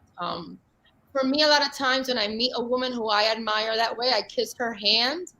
I will ask my master if I may kiss her hand, and he'll say yes, and I'll kiss her hand. That's out of respect, and a lot of subs learn from watching how I move. They're like, damn, that's a smart thing. But that's because of the dom that I have. The dom that I had trained me to be socially dominant. This girl's hilarious. She's hilarious. Hilarious. We had a question from DeBell. DeBell said, Lexie Maxwell, have you ever had real folks in the game? I can honestly say I don't even know what you mean. Yeah, I don't understand that question. I don't even know what you mean, bro. Re-ask it. So other than age, what would establish a woman being a dom over other women in a room? We could just keep that scenario, just like whatever, like a party. It's just like I don't know. It's like a respect thing, It's it's the way she moves. You just could tell that even though she is a sub to a master, she is the most dominant female in the room. And then she's not exercising that dom in her. You know what I mean? She's not telling the girls to do anything or the females to do anything. You just know, like, you just see how she moves and you're like, damn, I want to be like her. I want to be that type of submissive. She's aware of the whole room. She just moves in a way that you could tell that she has the backing of her master 1,000%. And it's a beautiful thing. Like, like when you see a woman who's just so confident, you know what I mean? And she's like, she's gregarious. She's social. She knows current events. She knows how to eat. She knows how to move. She knows how to put her fork down when she's eating. not just be stuffing her face. You know what I mean? She moves with grace. There's Etiquette. all these components to it. And when you see a woman like that in the room, even though I have those attributes, but to see how she's finessed it and sophisticated makes me naturally want to submit to her or show her respect, so that then in these circles, when she sees me again at another gathering, she identifies me as a unicorn, as a top shelf submissive. Also, some of those like that kind of instantly piqued my mind when you said it that time. I thought about a lot of different adult sites and adult brands that have a unicorn. Is that kind of like a signal? That's a signal. Ah, I'm a genius. Um, so yeah, you're right. At this age and at this stage of my life, doing this since I was really like 25, almost 20 years, let's say, I know why I'm a unicorn. I know what I do. I know what I bring, and I know who earns this level of submission. So I can announce that. And this way of talking is because my masters in the past gave me this power to present myself this way, unapologetically, uninhibited, honest, and it's a true representation of who I am. I don't have to apologize for anything. This is what I was thinking, right? And I think you kind of answered it, but I want to highlight this aspect of that relationship when you have what you have right now. A master has built you up to a certain place. You're where you are. You're at unicorn. Somehow the relationship breaks down. How is it viewed, and how does a master act? Because we know in the regular world, it's you can't see your baby. I'm throwing the brick through the car window. You got that bitch over there. We know how that happens in the regular world, right? How does that dynamic happen? A lot of the times, like, a master will tell you that he's just preparing you for your next master. So he'll tell you, like, I'm just preparing you for your next master. I am not going to be your eternal master. And there is a sadness when you're having conversations of being released. It's called being released. When you're released, that's it. You are no longer owned. The contract is null and void. And but there's not everything is perfect. I'm not going to say it is, but your master is always there for you. Like, even in preparation for this, I reached out to my first master from 20 years ago to talk to him about this. I could have reached out to my second one or my third one, but my first one, I know that he would be better at guiding me as to how to understand what I'm doing on this platform. He was that type of master. He was very academically inclined. He did his undergrad at Cornell, and he went to the Wharton School of Business for his MBA. He was one of the first young presidents of a bank at the age of 29. And he's just a very powerful person in his world. And he is Black, and he understands that dynamic. He's from Baltimore, like I keep saying. He grew up on Mosher Street, and he just has a very keen street sense, and obviously an academic one. And he was very academically inclined with me. He had other women who he spent time with. With him, our agreement was that I would not know about it. Right? That was the agreement. Hey, Jenny. What happened, what the breakdown really started was because one of the women he was entertaining came to our house, and she disturbed my peace. Right? Yeah, that sounds like a Baltimore chick to me. And so we had to redefine the relationship, and it was hard for me to recover from that because of the agreement was that whatever he did outside of the home would never reach me. And it reached me. She rang my doorbell. I be trying to get dudes to understand that. It's like, even if you did a good job, it just, I have to understand that part. So yet when that was a breach of contract, and that's kind of what ended it.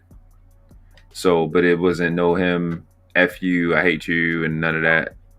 No, he tried to recover. He tried to bring me a sense of security. He tried, but I was already checked out. I had checked I out. Like I was not the same. It wasn't the same for me. So it was time to talk about being released and putting the finishing touches on me so I can go about my life and identify my next master. So there's a within the cult. Well, because I like what you said. I've done this. I've had women do this with me when I was young. You know, I'm preparing you for the next woman, for your real husband, for your real wife. I've had like 3 women tell me that when I was like between 19 and 20. Right, I've had that. So is that more so the culture because y'all are part of a society in like the website or whatever, or is that just natural, like a natural? That's just dependent on the person. Is that more so? Was he specifically, because you can speak to what he did? Was he doing that more about the culture that y'all have, or just that's just him? What happens is when you are identifying as a little girl, regardless of which one of the 10 you fall into, you have to be delicate with littles, right? Because you give us the space. Right? When I go outside my door and I'm out there working my ass off, I'm dominant in my world. When I come home, I get to be a little girl, right? So that's to me what I love. I get to be out there an adult and do all this adult stuff, and then when I come home, I'm a little girl to the whole level, to the deep bubble baths, Barbie, teddy bears, little bullshit that matches. Look, I have like colored pens, just things, I got a notebook, little things that are like my little lotion, like little shits that are like girly stuff. So Right. it's a delicate thing when you do have a little, because that female allows her mind to completely surrender to that's called subspace, SUB space, submissive space. And every submissive wants to live in submissive space 24/7, 365. Mm-hmm. We don't want to have to come out of that. We want to stay in that place. So when you are a master who is about to release your submissive, it's not like, oh, but I need you out by Friday. He assesses what is required. He's assessing what is needed to get her there. She already agrees that it's going to happen. So she might have a day that she's crying and he's just cuddling her all day long because she knows it's coming and she doesn't want it, but she's accepted it. So it's not like she's just going to be like, okay, she's going to feel it and he's going to be there for her. If she's rebellious or something, I'm about to be released. And let's say I decide I go get a donut to be rebellious. Well, that's not acceptable. You still have to follow the rules. You know what I mean? Like, you don't get to you can be rebellious if you want, but there's going to be a price. It doesn't mean that all of a sudden now all the rules go out the door. Facts. See, that's a beautiful thing because that's one of the things that I've noticed is, and I've said this a little earlier, is when this relationship is established and consented upon, it has ended way better than all those other regular relationships. It's better. It's like it's so much respect, and then you be sad, but it's respect, and it's not you get to leave out better than how you came in. You sad, it hurts. Way better. You leave way better. You have it's like your master is now going to become an empty nester, right? So you want to make sure your child is able to survive out in the world. So now I have an arsenal of tools that my master has given me, right? Mm-hmm. So, pardon me. So now I learn how to interact with men better. I learn how to interact with women better, where I'm not easily provoked and I don't doubt my intelligence or my skill set or what's special about me, that I am a unicorn. No matter where I am in the world, I am a unicorn. No matter if I'm in a totally vanilla environment, I am still a unicorn because I know that I can make your daddy take me shopping. And I mean that in vanilla world and BDSM world. I can make your daddy take me shopping. Bang. And absolutely.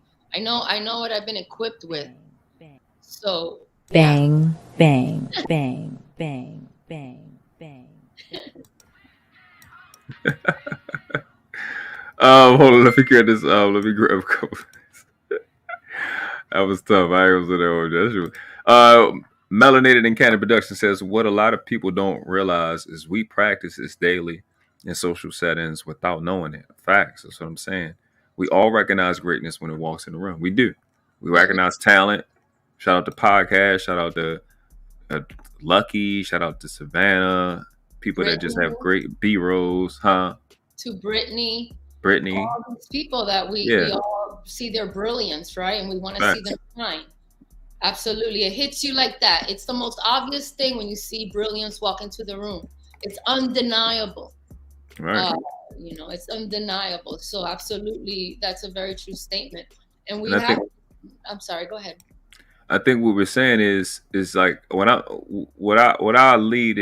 trying to lead people to understand is like, let's have an open conversation, an open, direct acknowledgement of this relationship. And I think it mitigates a lot of these little things that we're missing, because I'm a macro thinker, and my mentor was too, but he taught me a lot of micro skills. Yes. And it's irritating because I'm like, oh, let's do the big deal, but you miss a lot of little stuff along the way, and it just builds up. And it's like, it's one of the things that I think is an angle that we can take to fix relationships that we're not even thinking about. You know what I'm saying? Yeah. My ex, he got into this because his mom was one of those, he grew up in a 2-parent household, but his mom was one of those, Black moms that just dominates everything. She was a principal of the school, superintendent of the Board of Education. Right. And so he didn't like that behavior. And so when he got to college, he met a woman. He was like a young man like you, 20, 21, from Baltimore, and, up in Ithaca, New York, at Cornell, learning, getting ready to really build his life out. He met a woman who was older than him, and she exposed him to this. And then when he was exposed to this, because he was academically inclined, he really became interested in the dynamic. And then it helped him in business when he got his master's, in identifying in a room, who's the wannabe master, because there's a lot of wannabes out there. Yeah, always. Right. And so on and so forth. So he can navigate those waters as a Black man in a corporate world, being able to have that silent information or that knowledge, and interacting with people that don't know, that you're aware of how the hierarchy is, and you just respect people naturally. You're not waiting for them to prove anything to you. You just walk in there and this is who that is. I'm going to talk to him like that. That's who she is. It just helps you really navigate social graces in a highly acceptable manner. Right. B Rose, I sent the link where she said I just tagged you in my last comment. She said, where does one find club or membership like this? Or are most women introduced by a significant other? Oh yeah, I get that. I like that last question. She said, are most women introduced by a significant other? I find that a lot for a lot of women, I've met subs that are educated enough, but they've never served. They're like, they know the rules per se, what the baseline etiquette, but they've never served. And then they go out to the clubs, and they go out to those spaces to try and meet a master. So I was fortunate that my significant other was the one who introduced me to it, and he really exposed me to it to the max. I mean, we went to Tokyo. Tokyo is the #1 BDSM capital of the whole freaking universe. Really? Okay, yeah. That's brand new information. Really? I wouldn't have thought that. Okay. Okay. And Germany, Tokyo and Tokyo. That I could see Germany. I couldn't imagine Tokyo. That's weird. So not weird, but like. Yeah, I was surprised too. But they are over the top over there. Like, I was like, oh my god. Okay. Let me ask: is it more? I can see them more doing role play things because they do anime a lot. I can see like right. There's a lot of anime, and the thing with the Japanese and the Asian culture is that they're very strict, rigid in the house. Most of them. Makes I just started making sense immediately. Like Yeah. both of those things really kind of like clicked. Okay, I can see it now. But like I wouldn't have never thought it. I'd have thought Europe. I'd have thought Europe. Tokyo has the best BDSM scene, in my opinion, and it's the number one capital of the world for BDSM people. Yeah, I like that. She B-Roll said, I mean, I just got questions. Just questions. Ask the question. I have a book here that's really good that people should read. Erotic Slavehood, Christiana, Abernathy? What is it? Yeah, Abernathy. I'm sorry. Miss Abernathy. Christina Abernathy, Erotic Slavehood. Erotic Slave. That's the same book. Yeah, this is the book. This book is like a little bit of a Bible for people starting off in BDSM, and especially for submissives. That might answer your question right there, Zone. He said, what would spark one's interest to get into this lifestyle to begin with? For me, it made a lot of sense for me because when my ex-master identified that I was like this, it made sense because of the way that I was raised and how I see my father and my brother. Like in my house, when my dad would call your name, like if my dad said Lexie, I would answer Señor, sir.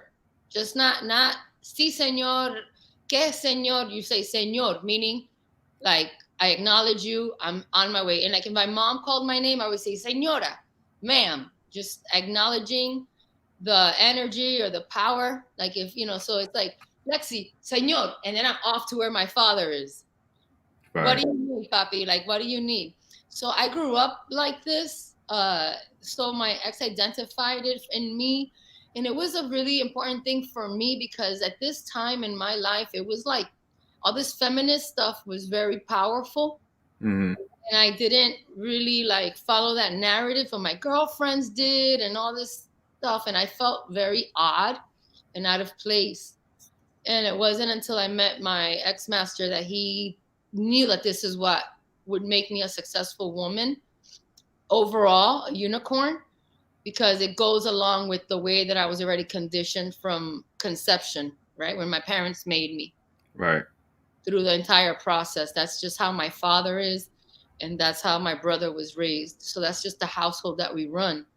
It's like that. And my mom is the dominant amongst all of us kids.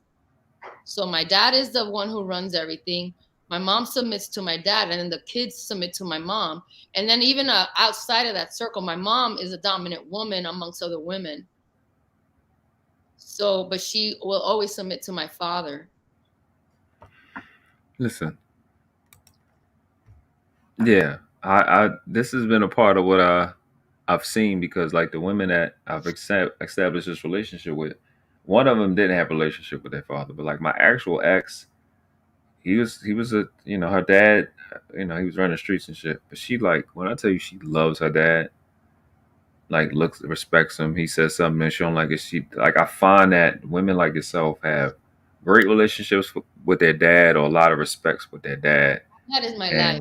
My dad is my everything. Like, my dad is like everything. He's just everything. I don't know. He's not perfect. He's far from perfect. Mm-hmm. But he is like, he does not give a F. Like, these are his kids. These are his daughters. Don't play with his daughters.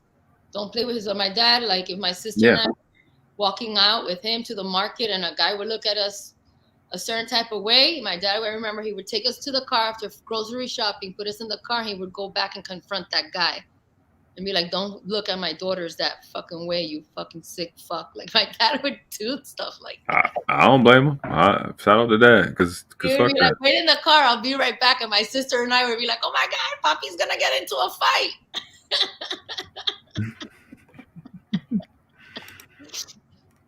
Something you said was true. From Lucky, I don't know if we how long ago it was. That was at 11. I don't know what time. What time was it now? Appreciate y'all rocking with us, and please hit the like button. Please subscribe to Lucky's channel. I'm sorry, Lexie's channel. See, Lexie is the same shit. And I'm still stuck on y'all show that y'all had. Like y'all show was fire. I know. But it happens, worse things have happened. We think we're going to be fine. Okay, So we're we got all evolving and we're all trying the best that we can, right? right. Yeah, we all get there. So Savannah says, she asks, how does a woman wanting marriage and children navigate in this realm? I definitely had that question. I'm glad you asked it. Especially hearing that all masters aren't eternal. I'm assuming contracts play a big part in that. Yes, so absolutely. So, if an agreement that you have with your master is that you will be having children, so then he's going to have a whole other syllabus as to how his children are going to be raised, what preparation as the submissive he is expecting from you to prepare your body, your mind, your spirit, your whole being to carry this beautiful child into the earth that is going to be exceptional in life. That's just hands down. And so when you have children with a master, you're usually attached to him for the rest of your life in a way. Most women or submissives who do that find it hard to move on to be with another man. Like they're just loyal and obedient to the father of their children. And usually, if he's going to have other women outside of that, hopefully he addressed that in the beginning when the contract was being drawn up. So if he's going to have a second woman or a third woman or whatever he wants. And you also know what to expect from him as being the father of your children. A man can have influence over your household even if he's not in the house 24/7, right? This is my father's home. Yeah, even if my father is in the home of the other woman that he's taking care of and providing for, this is still my father's home. My mother still belongs to my father. And if my mom would never in her whole freaking life be with anybody else but my dad. So I don't know, but like once you have kids, that's who you belong to.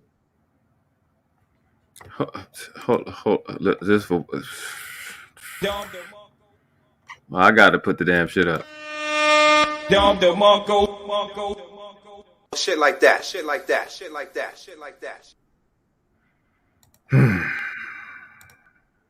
Yeah, because my father was not going to let any man be around his daughters or his son. There was no way in hell that my father would ever whenever, like if the plumber had to come to the house to fix something, my mom and my sister and I were out shopping. We were never in the presence of a man who wasn't my father or my grandfather or my uncle at all. Like if we went to the market, my dad would say, look at me, don't look at anybody else. Look at me, don't look at anybody else. And he would be aware. Like I said, if it was a guy who looked at his daughters a certain way, even though my sister and I wouldn't notice it, we're like here helping him pick an avocado. He would bring us to the car, settle us in, and go back inside and deal with that person. And that's the reputation my dad has in our town. Like, he's not someone to cross. He doesn't play around, like not with his daughters. And my sister is beautiful too. She's a Marine. She's the bomb.com. And you can't play with us at all, Yeah, I got instant respect for men that raise daughters like you. Yeah. Thanos says the crazy thing is that energy doesn't have to be forced either. # don't leave your girl around me. Yeah. That's how that works. Let me see. He probably said you could tell Lexie didn't miss none of the Bible study sessions. He's trolling. He's in troll. Definitely hit our Cash App if you enjoy the information, her answering your questions. Time ain't free. She's a busy woman.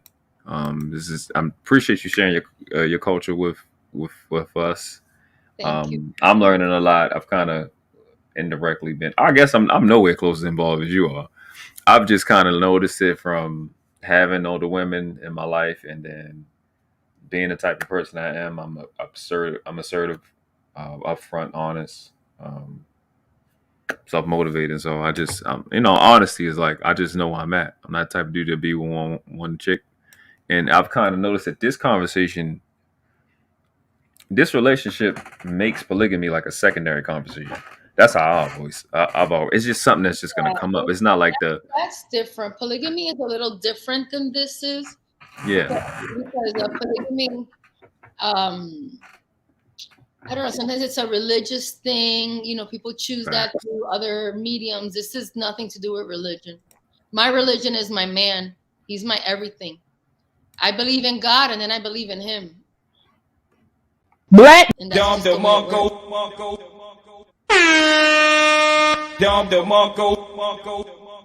Shit like that. Shit like that. Shit like that. Shit like that. Yeah, Savannah, a couple years. I don't even think you're old enough to listen to this. What's up, Sporties? I ain't acknowledge you. My bad, bro. What's going on? I want this to be a space where, you know, like I said before, anybody who identifies as a dom or submissive, a place where we all can talk and meet. You know, if we allow people up on the panel, I don't expect people to cam up. If obviously, you might want some privacy in your life. This is a way that I live my life. I want to share it with people candidly. I want to be able to use this platform, and I want everybody to support the channel that World Class has, support Savannah, and even myself in this, bringing you guys this information the way that you want and the way that you need it. Please give us feedback in the comments, in our DMs, in the IG or our emails. Let us know what you want to know about this. I am very open about this. My parents know that I'm like this. You know, I had to share it with them because my last master was a made man, a wise guy in New Jersey, we call them. Oh, wow. Really? Ooh. Yeah, he freaking just went to my mother's house. It was like, he was a different animal. He was like a person who will flip a table in a restaurant. He's a made man in New Jersey. He's a wise guy. And he was one of the, you know, I love him so much. And so he was a different type of master. But he was like, you know, where's your mom? I'm taking her a tray of ziti, and your parents are going to know that, you know, you're my girl. And so he had a different approach, which was still, thank you for that link, Savannah. Yeah, so, you know, my parents know that this is the way that I am. And to my dad, it makes perfect sense. My mom doesn't get it sometimes because she has a little bit of that feminist thing with her daughters, like, but right. But she sees that it works for me. Because this is not a thing that like your family passed down to you. It's just you have some family values that's similar to it, but it's something you kind of was introduced, as you said, from your ex. I mean, your when you was 20. So okay, got it. Yeah. The bell says, I train my folks to have safe sex, be effective and efficient with your conversations and time. Absolutely. He said, break the trick and come back with the bag. No GFE. I don't know what that means. So what we're gonna do is this. I'm gonna catch up in the comments. I want y'all to type down as I'm catching up if you're a dom or you're a sub. Yeah. Male or female. Definitely type that down. And I'm gonna just read through some of it. Oh my God. So, what's up, Tola? Tola, you've been trolling already. I call him Troller because that's what he be doing. Okay. Sexy Lexie need the real pimp in your life, little girl. Yeah, definitely salute her pops. Savannah. Oh, that's y'all talking. Yeah, y'all niggas need to take little notes. I don't know what it was, but I'm pretty sure it was good. Yeah, you just answered that question. You said you agree with the lifestyle. I don't know. I'm a little behind. My dad understands my choice. It makes sense to him. It makes, like, when I broke it down and talked to my parents about it, obviously, you know, they just see, like, my dad just understands. He didn't even know that there was a definition for this stuff. But he'll say, he was like, oh, okay, this is exactly the way I raised you. You know what I mean? Like, I cater to my father and my brother. And then if my uncle is in the room, I give my aunt a little break and I cater to my uncle because I'm not married and I don't have kids in my family. So I try to give my sister-in-law, my mom, my aunt a little break from my brother and my uncle and my dad. And I'll be happy to be a sweet little and be like, "Hi, can I get you this? Can I get you that?" Because if I see my dad's eyes twinkle, that's what I live for. The twinkle of my dad's eyes when he looks at me, and his approval and he's prideful of his daughter. I live for that validation, and I look for it. When I see my father, I look for him. I look for him. I look for him. I look for him to see if he's pleased with my behavior. And then when I'm done, he'll tell me, come over here, mamita, sit next to me. And he hugs me, he kisses me, and he tells me he's so proud of me and all these amazing things. And I feel like, man, it's just like there's nothing I can't accomplish in this life because I have my dad's approval, and I walk the earth with that knowingness. Rule by Venus says, so those women who have multiple baby daddies or children with one man, then married to another, who does she belong to? So, for example, like if a woman like that showed up to a master and she says that she wants to be led or submit, she's going to have a lot to learn. She's going to come there with a lot of bad habits. She's obviously can't make good decisions. So she's been kind of like a puppy. Like when you get a new puppy, he's peeing all over the house. She has no discipline, right? Clearly no discipline. Something is not right, right? Maybe she didn't have her father there, but she doesn't have a discipline. So if a master decides to take on a woman like that, she's about to get like broken in to the max, like a horse. Your girl Jenny said, let me try to say it. Saludos, amor. Saludos, amor. Saludos, amor. Yeah, I ain't good with that pronunciation. She said amore. Amore is like a little bit even more tender. That's what's up, amore. I love the camera conversation. Oh my God, Jelly. She said, I believe in my man Amazon send me She's hilarious, bro. Her and Savannah, it's not a lot of females will be funny, but them two, they funny. And for example, like definitely with all of my masters, I like to wear the outfits in the house because it keeps me in that subspace. If I'm wearing like civilian clothes in the house, not that I do, but I might have a tendency to forget where I am. So if I wear the outfits or the clothing that I've been provided for, as soon as I get home, it keeps me in that space. That's why I like wearing my outfits.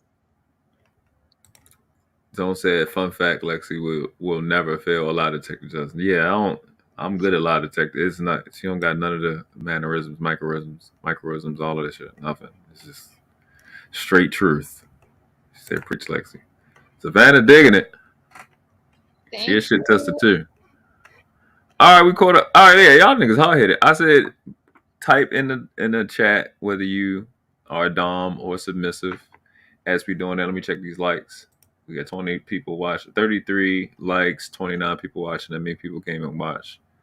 And actually do this. Type of 1 if you're a dom, type of 2 if you're submissive. I think that'll make things much simpler. We shall, in light of the request, the approval from the lovely Lexie, dropping the link. Okay, so we got. And there is such a thing. Sorry, I don't mean to interrupt you, world class. Some dynamics where, let's say that your master identifies you as a smart ass masochist. He might let you switch and give you the opportunity to be a dominant female, but not with him. He might take you to an environment where you have a submissive male available to you with certain boundaries, so you can unleash whatever is that you gotta unleash, so you could be better for your master. Sometimes some slaves need that.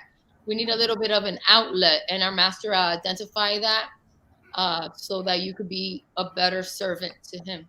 So you can have a switch. You can be a female that switches, and you won't be dominant of your master, but he'll find you a submissive male or female to unleash your dominance on with some boundaries. That was brilliant. I like that. The Sporty said, Dom, I think Melanated and Cannon Productions was talking about when you were working and you got to be masculine all day and then or dominant all day, you said, and then you come home, you got to be, you can be a little girl. Yeah. Jenny, you ain't even had to say it. Everybody knows. She's married and she has a husband. He's spoiled. Yeah. I know he has to be. Yeah, we on Jenny is awesome. We already know. Tola said one dominant. Sporty said it again. Facts and uncomfortable truth with Bernard. That's one. We know that. Melanated and Candid Productions. 1 and 2. Yeah, so you see, she could switch. She could be a switch. Tommy P said 1. We already established you, bro. You already been stamped by Lexie, so you good. Rule by then it said both Savannah. She's a whole family. You know what what's Tola saying? He said Dominuto Papi Chulo. He's a dominant daddy.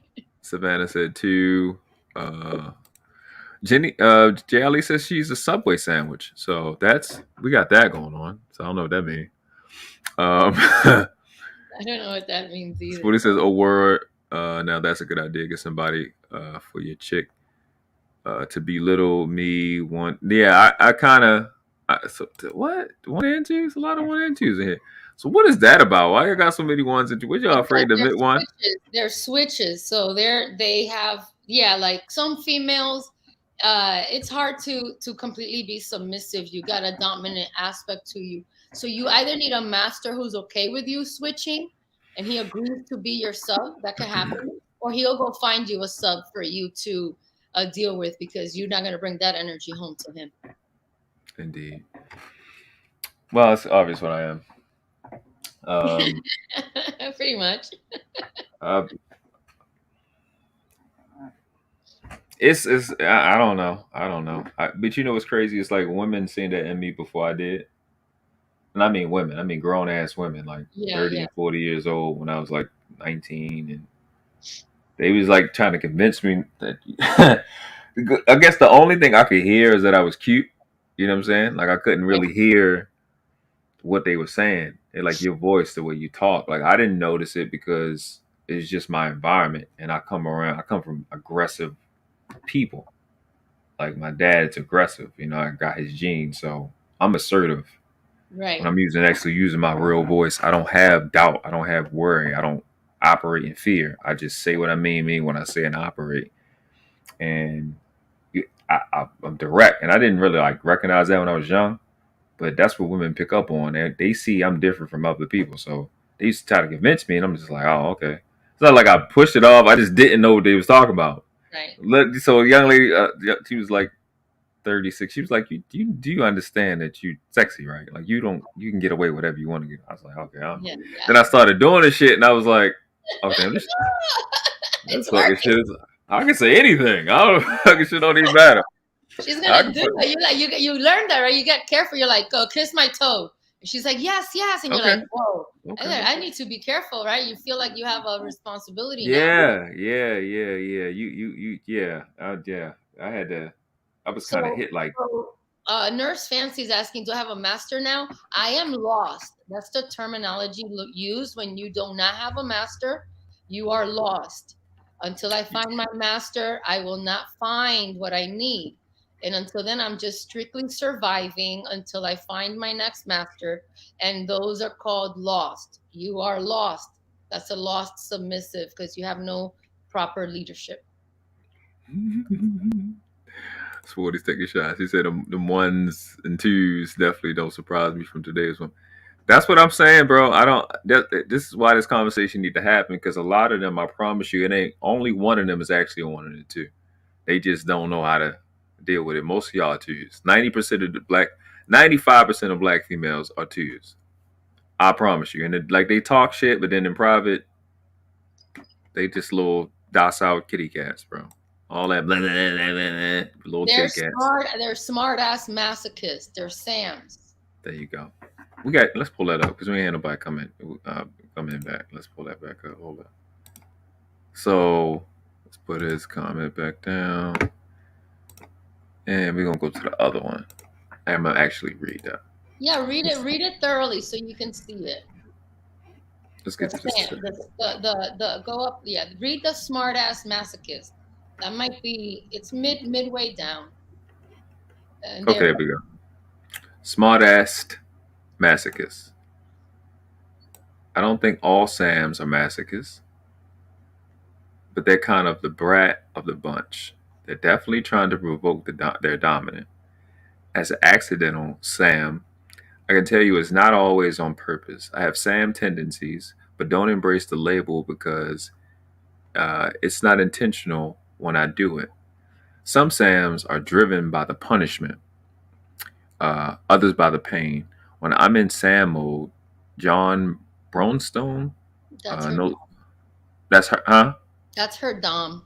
Okay, John Brownstone knows the worst, and also best punishment for me is something that doesn't cause physical pain, and that's why he's the sadist. I used to be a sadist when I was young.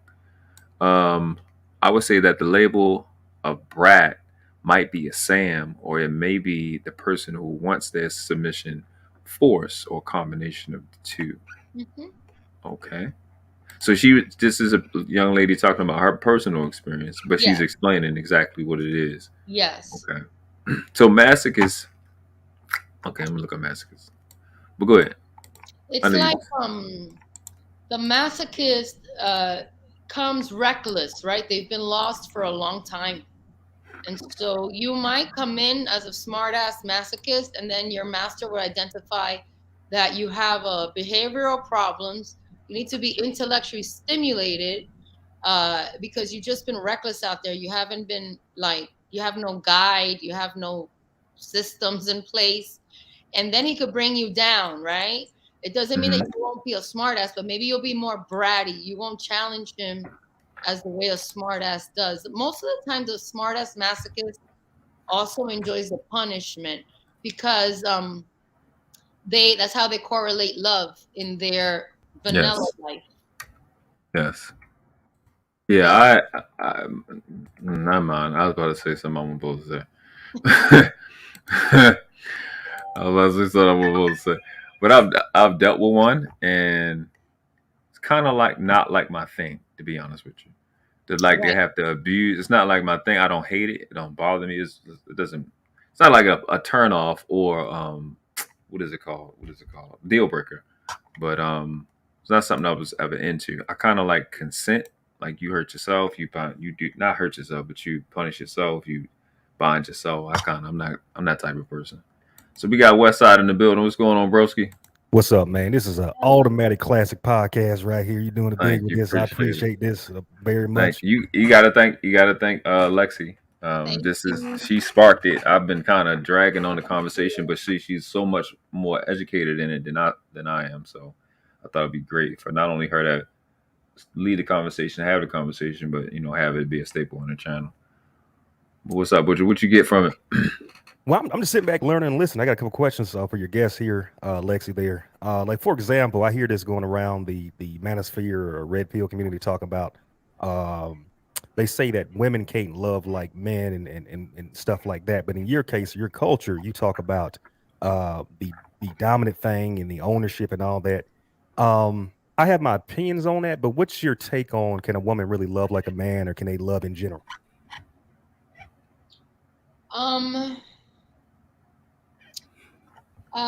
Okay, so a man is meant to be worshipped and a woman is meant to be desired.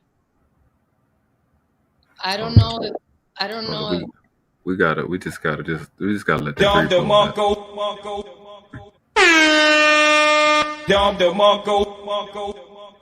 Shit like that. We about to have church up in here.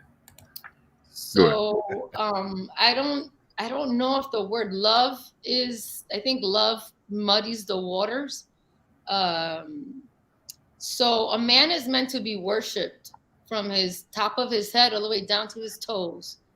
When my father would come home, when I was younger, my mom would have like a big thing with hot water to wash my dad's feet. He would come home. My mom would take off his work boots, and they would be talking, and we would be running around.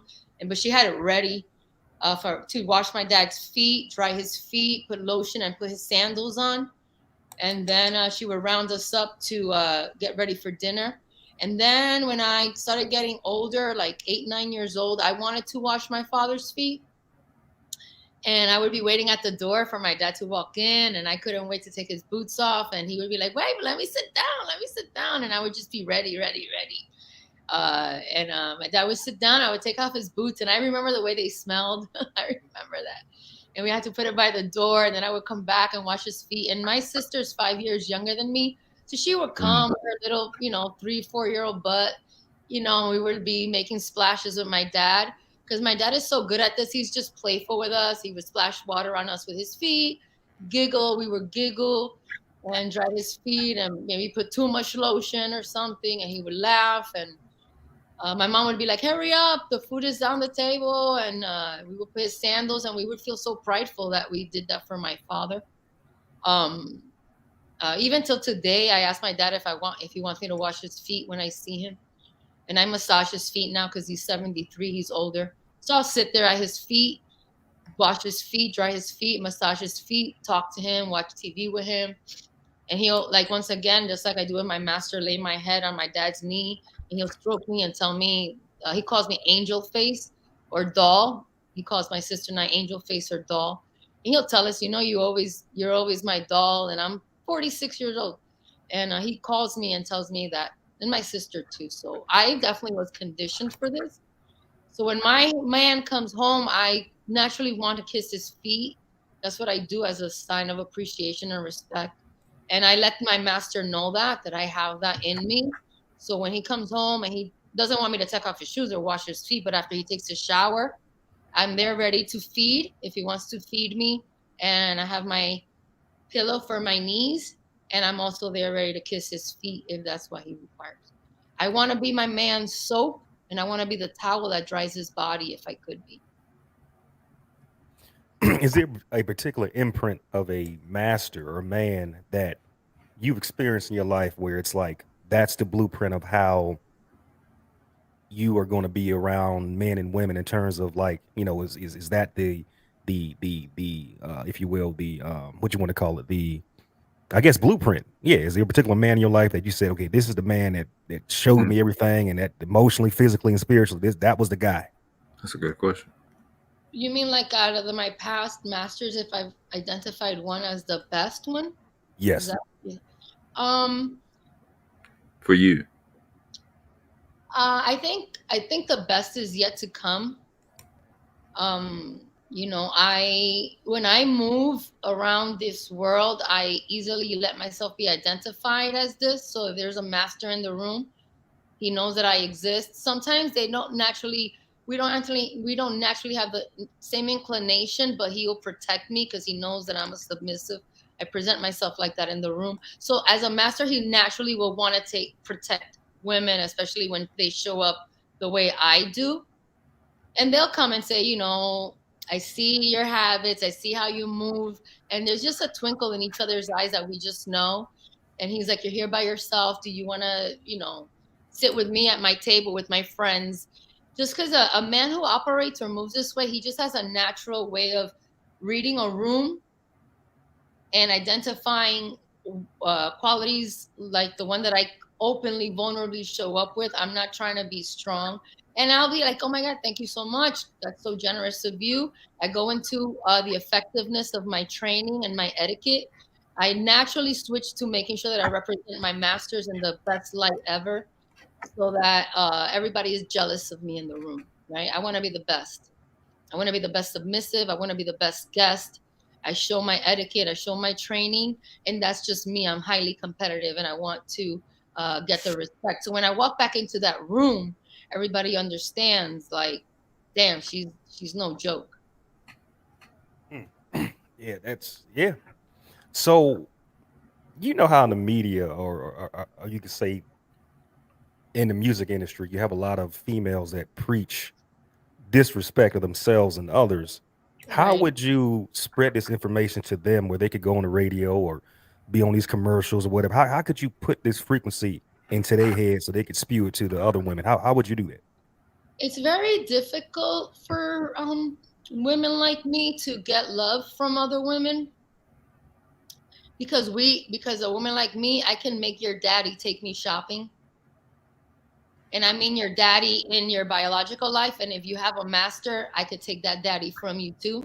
Bang, Is my bang, etiquette and bang, contact. bang, bang, bang. I am a unicorn, so I have no problem. If my master wants me to kiss his feet in Nobu restaurant, I'm gonna kiss his feet at Nobu. And I'm gonna do that, and I'm gonna get back up, and I'm gonna sit down, I'm gonna grab my chopsticks, and I'm gonna continue to enjoy my yellowtail. And if the whole room looks, they know what it is. And no other woman has the balls to do that, even though their master wants them to. I don't care. I'll sit on his lap, I'll kiss his feet, I'll kiss his hand, whatever he wants me to do. In public and in private. I don't like being humiliated, but I definitely like to make sure that my master is respected, and that when I'm in a room that there is a dominant submissive thing, I like to identify myself as the unicorn dominant in the whole room.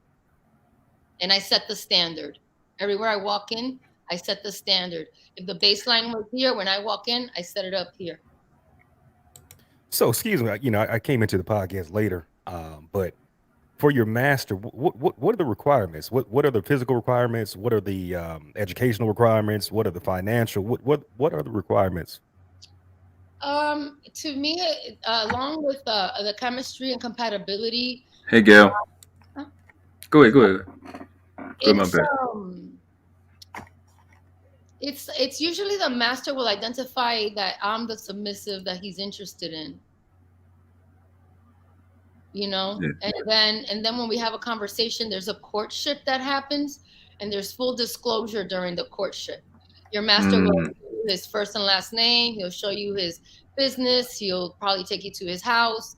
He'll show you what kind of life you're going to be involved in if you're a good girl. On the same token, he wants to know full disclosure from you. If you have any debt, your education, your business, where you live, who do you live with, what was your upbringing like, background check, STD check, a body inspection. A master does a body inspection when you start getting into the courtship, where you're completely naked and you bend over, bend back, all this stuff, and the lights are on to the max. He wants to know your whole body. There's no judgment. What happens with me is that I'm the fantasy, right? I'm what most masters fantasize about when they think of a submissive. They're not thinking overweight. They're not thinking ghetto. They're not thinking trash. They're thinking the fantasy, and I meet the fantasy. I'm here wearing baby clothes, but if you put me in leather and lace and my master takes me out, it's over, ho. It's fucking over, ho. I look amazing in my gear. Bang, bang, bang, bang. So I meet his fantasy. You know what I mean? Like when a guy fantasizes, I meet his I look exactly like what he wants to dominate. So imagine that the woman that is right there beneath you looks exactly like you desire, and she's completely available to you. All her holes in her body belong to you for your pleasure. And all she cares about is pleasing you. That's her whole objective, is pleasing you. What pleases you. And that's all she cares about. You felt that? Hey, hey, world class. You got classy right here, man. I appreciate all this. You got classy. Listen, listen. This is y'all need to hear it, bro. You know what's crazy? She's clearly unique, right? Like she said, she was a unicorn. But I've heard this in my life a lot for the last 15 years. Like this is normal shit for me to hear, but it's being told to me. But the other dudes don't be getting like this is. I can't say it's normal because it's not. But y'all need to have this in your life, and I'm glad that y'all getting this in your life. Honestly, we got dirty folks in the building. What's going on, bro? What's poppin', Timmy? Did I just hey, Gail. No, thank you so much. I'm just gonna excuse myself for 1 second. I'll be right back. No problem. You all right? We'll get to some of these. Permission, Miguel? Miguel, do I have permission to walk away for a second? Absolutely. Thank you. You're welcome. Sure. Yeah. Yeah, that's kind of how I got in life. Hey, you know. What's up, fellas? Hold up. Let me look at through the comments real quick. John, that's funny as shit. He said, well, dang, if I wasn't dark skinned, I would be blushing red. Told us to let her choose. Again, shout out to Gail. I ain't seen you in a minute. I'm glad you're here. Glad you're back. Welcome back home. Couch Gang. I know you be in Palmershire. I keep missing Palmershire, bro. I don't know what the fuck happened. Always busy when he on. Jenny Moreno said, making knee pillows as we say. Hold on, man. I missed something though. Did she say that she trained other secretaries? Say it again.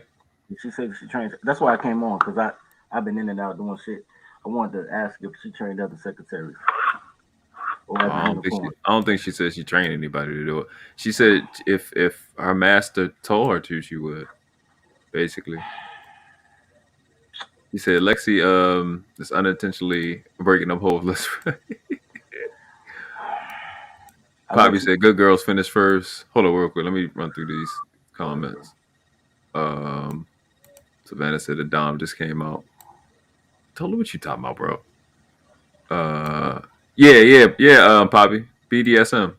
That's exactly what he's talking about. That's all she's talking about. Yeah, so I'm trying to step my game up, bro. I'm trying to get like you. Jelly said, baby, why you don't kiss my feet when I come? Okay, that's the argument. That's how the argument gonna start. Definitely hit the Cash App, man. Let her know. So she know it's real, as they say. They said dirty got tequila and tacos. Shout out the gang. Shout out to the gang coordinator. Yeah, gang coordinator. Shout out to gang. So go ahead, Dirty. What's up? No, hey, you know what, John? My bad, bro. I got the tequila. I ain't got the tacos, B. I was eating French fries. I disrespected the tequila. I apologize. I got Poppy Blanco. What's up, Poppy? Hi, Poppy Chula. You know you got real live when Poppy come up, especially when he came up. Well, you know what happens with somebody like Poppy. Poppy is like a pseudo version of my father and my brother. He is favored by his grandmother and his mother. You know what I mean? Sound like that. Close enough. Yeah, I mean, I hope I'm the favorite guy of my grandma. Yeah, how y'all doing tonight? Good. Going awesome, man. Yeah, that was I only caught like half of it, man. Like, is that when it comes to that kind of stuff, it's like do you think it's more normal than what people think it is? Definitely. I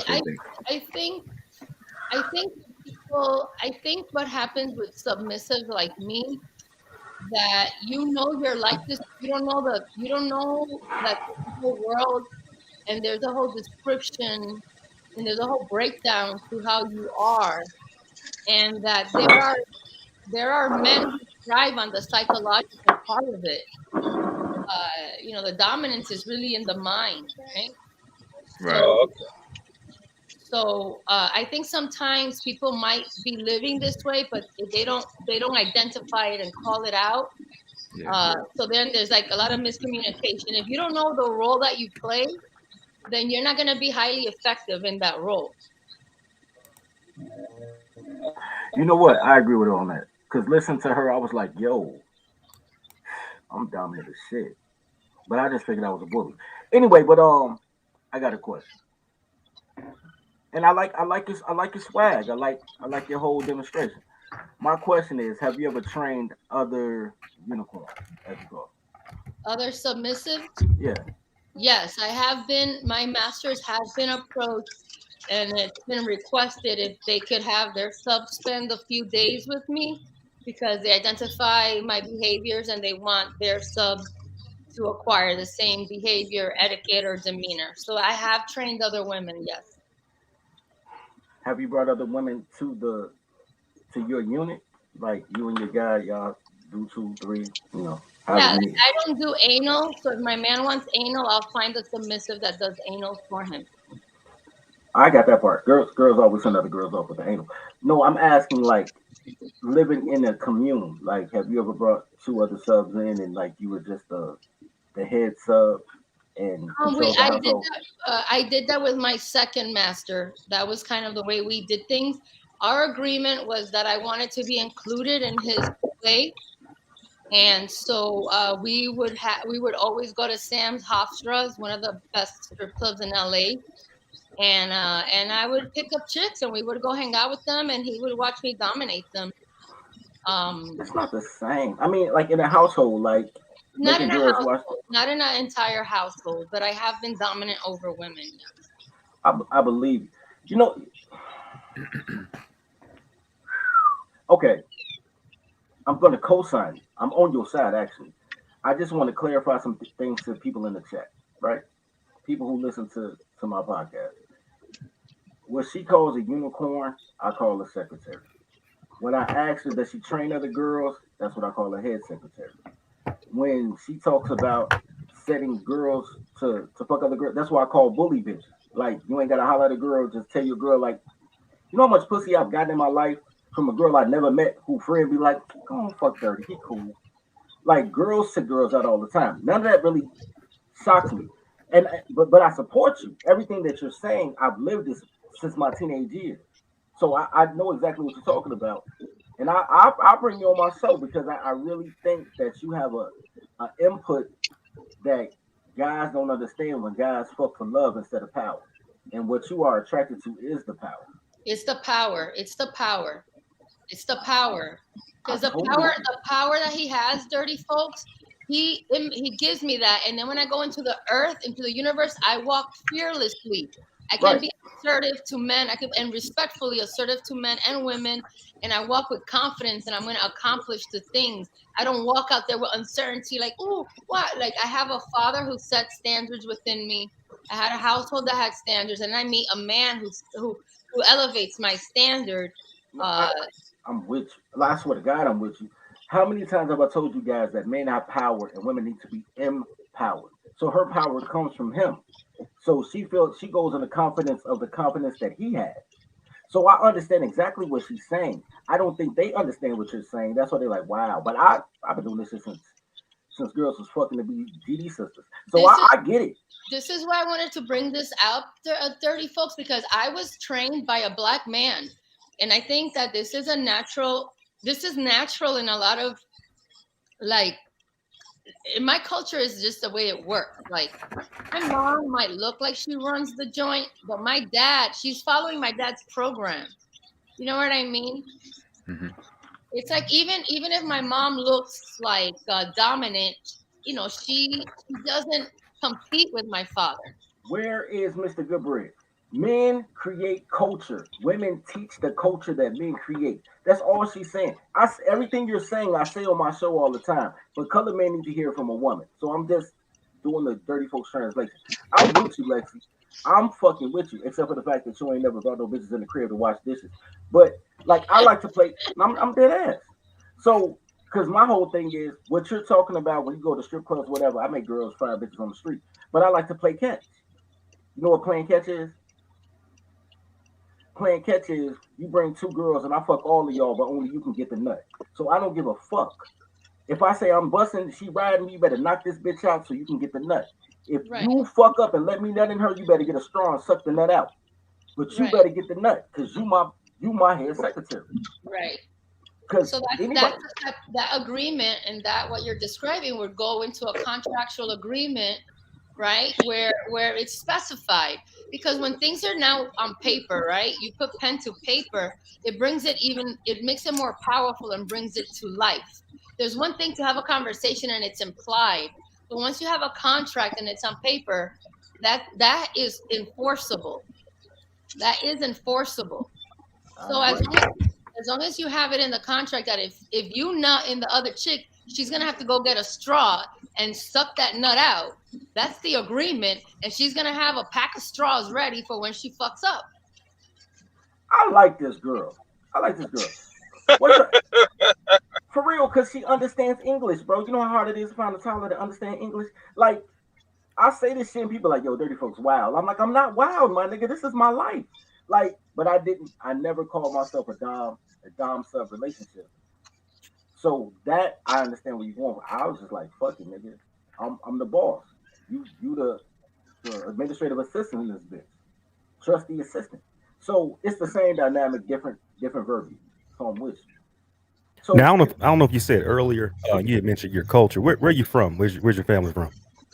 My parents are from the Dominican Republic. She from DR. I was born in New York City and raised in New Jersey. and both of my parents they met in New York City, but they were both in their mid-20s when they met. That's interesting. Can you highlight what Zone is saying? I just want to see what he's trying. No, He said, Lexie, are you saying your father led you astray? Because it seems as if your father is getting all the credit for your choice of lifestyle. No shade. I don't understand what he's trying to say to me. I understand what he's trying to say. Zone, reverse that. It's the other way. She's not astray. Her father taught her the ways. He trained his toddler, nigga. You've never seen a trained toddler. The father did what he was supposed to do and trained his toddler. So now she follows the direction of men. You had a hell of a mother, so you don't understand girls who don't bust your car windows when you tell her no. She was trained correctly. I like this girl. Don't be shitting on her. She's my new friend. As a matter of fact, I need you to sub to my channel. You're gonna be my homegirl. We gonna be cool. Because I understand that people don't understand your lifestyle. I get it. You're right. It is training a toddler because women are children. Women are little kids in an adult body. Motherfucker. Look, I like this girl, man. Yo, Zone, where you find her at, man? This gonna be my new bestie, B. I ain't even gonna fuck her. I'm gonna just have her set bitches out for us. Yo, I like this girl, B. I like her, man. Thank you. That niggas is wild, yo. She built for a sociopath, nigga. Y'all want to love a bitch. She built for a sociopath. But Zone, listen, what she said was the person who introduced her to this lifestyle was her first master when she was in her 20s. But what she's saying is her dad had kind of groomed her into this lifestyle. And like I said, too, a lot of the women that is very, very receptive and almost they ask you, but people don't know how to listen. That's why I be doing the active listening shit. Kind of leading y'all niggas to this the entire time. Because women receive this. They want that relationship. There's certain words that they need for them to be functional. They need it just to be functional. So when you find women, that's why I like shout out to Good Bread. When you find with girl dads, women that have respect for their dad, specifically their dad or the equivalent, maybe their uncle, their grandfather, sometimes their big brother. You know what I'm saying? It seems like it's cool when they got their first love, like a male that's their first love. She really respects him. He taught her a lot, kind of like Lexie, but Lexie still had her dad. It's different when they have like their first love. But yeah, you gotta listen, bro. He said, Sporty said this that work.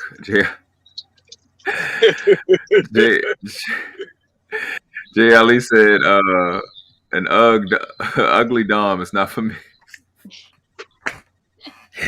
Oh, she just be throwing shots from nowhere, and they hit. Seriously, Zone JLE. That's right. And this kind of behavior, like if I were to go to your house, 30 folks, or let's say you invite me over to your house for a dinner, and I'm going there without a master. I'm right now. I'm what's considered lost. Right, when you don't have a leadership, when you don't have a master or leadership, you're just lost. Even though I'm surviving, I'm lost. Like I'm conditioned to go to your house and say to you, do you want me to sweep your kitchen? Do you want me to mop? Do you want me to help you with the dishes? And you're like, no, sit down, be a guest. I'm gonna be like, well, let me wipe the table down. I have to. Do you want me to make coffee for everybody? Do you want me to make fresh drinks? I'm looking to be of service. I'm always looking to be of service and demonstrate that I am a masterpiece and I am a unicorn and that I have certain training. And he'll say, why are you like this? What's wrong with you? Why are you over here trying to grab the broom? And it's like, well, I was raised. This is the way that I was raised. And then if I was going to be more candid with you, I would say, and I'm also a natural submissive. So I'm looking to be of service. Even if you're not my master, I'm not going to submit to you, but I'm going to look to see how I can facilitate whatever is going on by being of service to the person who is in the leadership position.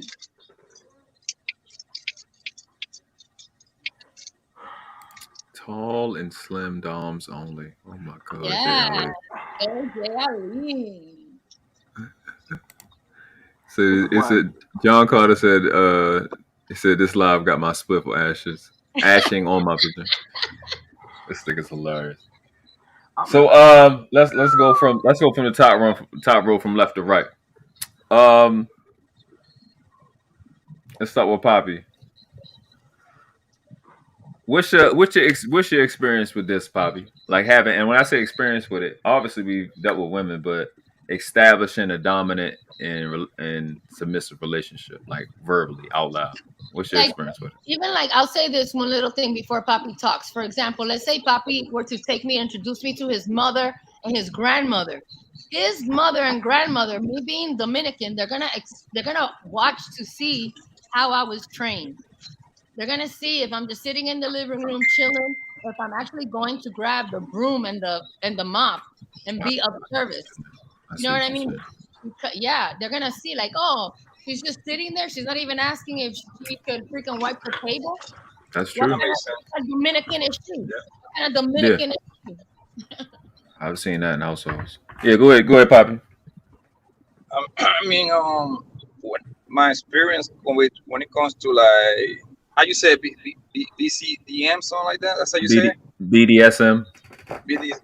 Like, I don't got no experience on that, but in terms to like a traditional man and woman relationship, I mean, if you really think about it, it's like kind of close to that. Like when it's like the structure the right way. Mm-hmm. Minus the whole whipping and shit like that. Because I think that's what it takes on. That's what it comes. That's that kind of like the play that goes into those relationships, man. And like, tell me if I'm wrong. Like, that's how you play on those when you're doing that kind of thing, right? What? Explícame de nuevo. What are you saying? About like when you're practicing how you say BDSM? BDSM, It's like it comes to like somebody like usually the women beat up on the men with a whip, something like that. Is that traditional on that? Is that traditional on that kind of relationship? Well, that's also something you negotiate, right? Like how you like to be disciplined and what's expected. So, for me, I like the flogger. My favorite tool is the flogger. I like the paddle and I like the belt. Those are the three tools that I like to use for my discipline. I like to get spanked, and I will take 20 lashes, 10 on each butt. It's not a game. It's not like pat. You're not gonna be able to sit down if you mess up, and you reward good behavior and you punish bad behavior. So if I have a demerit, then I'm gonna get punished, and I'm gonna learn my lesson, and I will say thank you, sir, every time he hits me. Thank you, sir, every time he hits me. Thank you, sir. Thank you, sir. Thank you, sir, every time he hits me, because I know that I need it, right? I'm like a little dog out here peeing in the corner all over the house. So there are a lot of women who have no, like Dirty Folk said, toddler training. You meet a girl, she's beautiful, but she doesn't know how to operate. She needs that. So it depends on the agreement. Yes, in some dynamics where the woman is the dom and the guy is the submissive, most of the time the guy is into very masochistic punishment and the woman is a sadist. So I've gone to parties and I've seen where the woman is whipping this man like 50 lashes and she's not holding back. I've seen where women are trampling on men with their heels in private parts. Oh my God. Jesus Christ. Yeah. So do you think like in that particular relationship, right? It has been a time that the men use the power when it comes to give you discipline? Have a man used the power on me to give me discipline? No, I mean, like, have he abused his power? Like, he went overboard. He abused his power. He took it overboard? Yes. Okay, so for me, my maximum punishment, which I have received before, is being tied up and put in the closet for 3 days. What? That's what I'm talking about. That's that sexy. You know what? I put my head in my hand, not because I was tripping on you, because I realized I'm a fucking sociopath. So you talking about that you like to get hit and you say thank you. That's frat shit. That's going through hell with it. You know what I like to do? I like to put a bandana around your neck, tie a handkerchief around your neck, then make a noose and pull that motherfucker like you a horse and try to kill you until you submit. I'll put a dildo in your ass and a noose on your neck, and every time you buck back out, jive with it. Look, nigga. I've met women, especially when we went to Tokyo, that I couldn't believe the type of submissives they were. I could never in my whole life serve their masters at all. Are you kidding me? Like, these women are totally masochist, and they're with sadist masters, and they show you. I would be hugging onto my master's leg and saying, please tell me you're never going to do that to me, please. And he would say, the contract that we signed, it indicates that this is not what we do, so don't worry about it. But when I'm in that environment, I'm like, oh my God, oh my God, you know. So I cannot be with a complete sadist, because what happens when you have a woman that's like what I am. I'm a sadist, Noble. Yeah, write that down. I'm a goddamn sadist. No, I was too. When I was younger, I was. I'm not now. Go ahead, Lexie. So what happens is that you have to be careful with the masochist submissive, because she gets off on being punished. I know. It could be a reward to her. So you have to be careful. She's playing you. Sometimes they'll play you. Hey, chat. How many times I told you? Hold on, Dirty. These bitches, you got to hit them under the armpit because they like getting choked and make them come. This girl, the truth. All right, go ahead. Go ahead, Lexie. I was just saying that you have to be careful sometimes in the masochist sadist dynamic, because the masochist will provoke a moment so that they can be dealt with in that manner, because that's how the masochist gets off. So you have to be careful, because the masochist sees the punishment as a reward. So you have to know what you're dealing with. I don't see it that way. I see punishment as punishment. And for me, the worst thing you can do is tie me up and put me in a closet for 3 days. That means that I definitely met all my demerits. I'm in freaking trouble, man. Like, I'm in trouble. I like all right, go ahead. Your turn, Dirty. Was you done, Poppy? I said, so after the 3 days, you just get out of the closet and everything is normal, like that's it? That's a good question. My God, nothing is normal. I peed on myself. I probably only was allowed to come out to poop. I drink water off of a doggy bowl. I eat my food off of a doggy bowl. I don't get clean doggy bowl. He's not cleaning my doggy bowl. He throws the food right on top of the water on top of the food. I'm in the closet. I come out. I'm crying. I'm grateful. I'm kissing his feet. I get to take a shower. He has a bubble bath ready for me if I learn my lesson. He has candles. He has powder. He has my outfit ready for me. I take a shower. I get into what my master wants. I smell like he wants. He's waiting for me in his chair, maybe with cognac and a cigar, asking me to be at his feet. And we talk to make sure that I learn the lesson. Amen. I told y'all I wasn't crazy. I might be nuts, but I ain't crazy. I like this girl, man. This is she's gonna be my bestie, B. What city Your turn, Dirty. Go ahead. Your turn. What city you in? Let me just make sure, Papi, does that make sense to you? It's like I was in a timeout. Yes. Okay. What city you in, love? Yes. You answered the question. Thank you, baby. You got it, Papi. What city you in now? I know you said you were raised in Jersey. What city you in now? I live in Scottsdale in Arizona. Scottsdale, Arizona. Motherfucking Arizona. Shout out to Zone and all them niggas in Scottsdale. And Papi too. Papi is like only 30 minutes away from me. That's it. When you said the timeout, let me tell you something. This is a true story. So I studied. Have you ever been in a silent room? Okay, like in a psychiatric ward? No. No, you were talking about timeout. So what we do is we do a silent room. This is what a silent room is. A silent room is like you're in a closet, except imagine a closet has so much insulation that you can yell and can't hear your own voice. They call that a silent room. You can literally hear your heartbeat, but you can't hear your voice if you talk. So that's my type of timeout. I like you. I swear to God, I do. I got a cousin in Scottsdale. I'm gonna come down there. I'm gonna get you a taco and some tequila. I ain't even trying to fuck you. I don't want. I'm gonna buy you a taco and tequila. You gonna be my homie. This gonna be my little homie, man. Second master would have me sleep in a cage. He had the cage like that would be as like a Great Dane could fit in the cage, and I slept in a cage. That's where I would sleep. I wouldn't sleep with him in the bed. Occasionally, he would let me sleep with him in the bed, but I slept in a cage. Sub to my channel, man. I'm doing a show with you. You gonna be my little homie. I promise to God you are. But yeah, that's all I ask is where you was from. Like, I'm fucking with you. I know you ain't from Chicago because the Midwest got the worst toilets on earth. That's why I'm like this. Because I got to kill these bitches to shut them up. But shout out to you. I like that. Thank you. I like that girl. Can I ask you something? Can I ask something? What's up? Go ahead.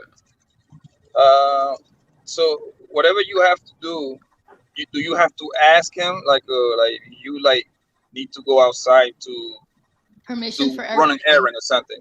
Yep. And I'm giving a task list for my whole week. I'm given a menu for the week for his meals that I prepare. If I'm requiring what's called free time, I submit a free time request, and he needs to know why I need free time. My time belongs to him.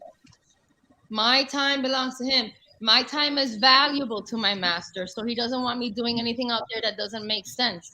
Everything that I do has to be of value. So he wants to know everything that I do, what I eat, what I wear, where I'm going, what I'm doing. My second master even wanted to know how many miles I put on the car to see how far I went. Not because it was a financial thing. He just wanted to be that much in control to know how far I went within the city limits. Like you for your errands, you only needed to use 10 miles. Why did you use 20? Just tell me why you used 20. Nothing wrong, nothing bad. I just want to know why you used 20. And then it would be like, oh, because I went to eat a donut or something like that. And I would get in trouble. All right, what's your experience with establishing, if you had any experience establishing dominant, submissive, or a question, Lexie? Experience? No, I ain't had no experience in that.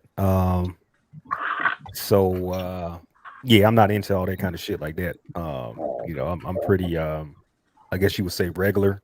I think she used the term vanilla. I'm vanilla, maybe. Vanilla. Yeah. But my question would be to you is, why do you think it's different in terms of over here how women carry themselves as opposed to other places on the earth? Is it white feminism? Is it the men are less dominant? What's the deal? What you think that's about? I think that women in I guess I would say in America for the most part have been conditioned to not understand the value of the male. I think women don't understand the value of the male until they get a flat tire. Then they want a man. Or if they're walking through a dark alley, then they understand the value of a man.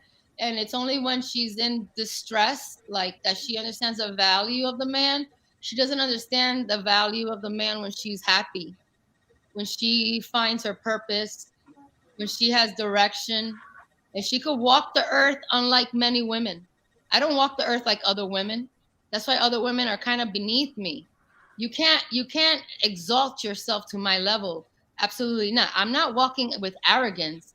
I'm walking with a knowingness. You see, and my beingness and my knowingness has been defined for me. I didn't have to go seek it, look for it in a book, or watch Oprah, or watch Paula Van Zandt. I look for my father. I look for it in my brother, and then when I have a master, I identify and look for it in him. And I don't resist. I don't come in with resistance. I'm not defensive. I'm not a defensive woman. Even in friendship, I give people the benefit of the doubt. I don't walk with that. I'm a very kind of sweet-natured woman. So I don't walk around with an armor up. It have to be like talking to my dad, and then my dad would say, well, that situation requires your armor. And then I'll be like, okay, I gotta operate like this. Especially with situations that are highly emotional for me, that I feel kind of lost, because I am lost, because I don't have a leader right now. I defer to my father to help me understand or help me navigate what I should be doing. He's not in this lifestyle, so sometimes of the things that he say, I just take the gist of it and apply it to my life. But if my parents had their way, I would be back in their house under their protection. Right. Let me get to And some of these comments. my dad knows I'm a unicorn. My dad understands, and my dad is he has 3 women in his life: my mom, my stepmom, and then the young lady that he's with. And they all know about each other. And this is the way that he lives. He runs 3 households. He provides for 3 households, and my dad is a mechanic. He owns an auto body shop. He's not a wealthy man. He's a blue collar guy. He speaks English. He thinks he speaks. Thanks. Can I before you read those off? Can I co-sign what she said? Can I change it to the way guys can understand? Because I understand exactly what she said, but they think it's cap. Guys, the same reason these goddamn toddlers fuck with killers because they think a thug can protect her. All Lexi's saying is she fucks with dudes that actually have better than 620 credit to do the same thing. She fucks with guys like just men for that same covenant, but on all levels that professional fight promoters, date thugs for, just so they can not have to be wrong and kill the other dude. I'm fucking with Lexie, bro. Like y'all questioning her, bro, but yo, she's a trained toddler. Be like, y'all tripping. Maybe right here.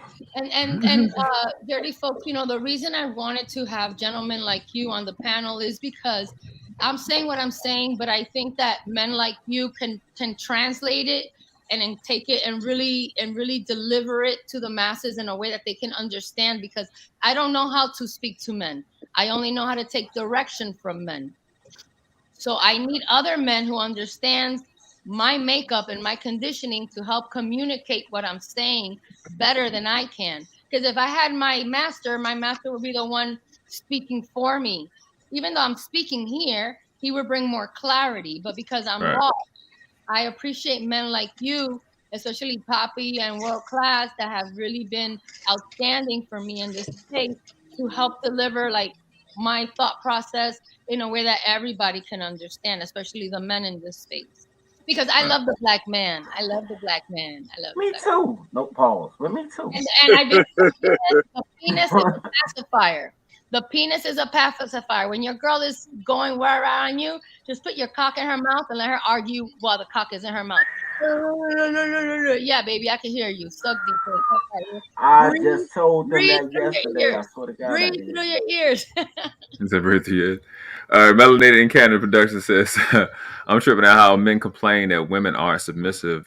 And here we have one, and she's saying, led astray. I'm confused.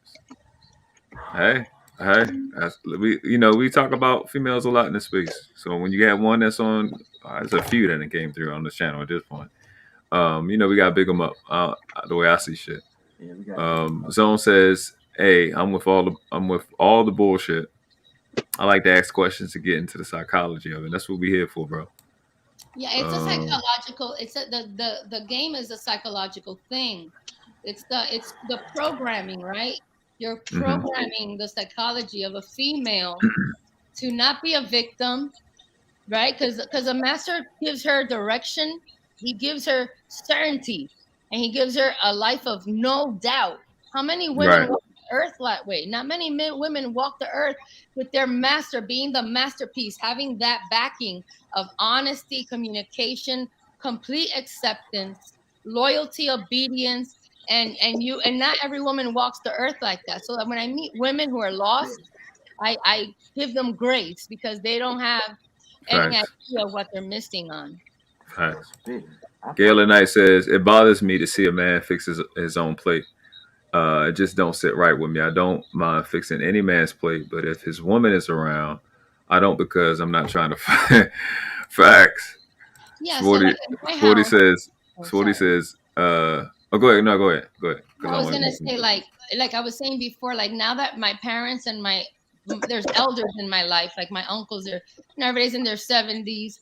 So when I'm home, that I'm not married, I have no children, and my sister-in-law is running around behind the 3 kids, and my mom is sitting there because she wants to go to bingo with my aunt, I take the time to take care of my dad, my uncle, and my brother. Make them coffee, see if they need water, make their plate. And then like sometimes my sister-in-law would be like, no, wait, I'll make your brother's plate, because that's a beautiful thing that they have going on.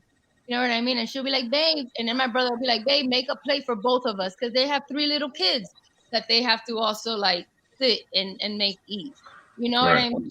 Or sometimes my little nephew, just to teach him that Titi Lexie is there for him, I'll make a plate for him. And they'll be like, look at that, Titi. Titi made you the plate.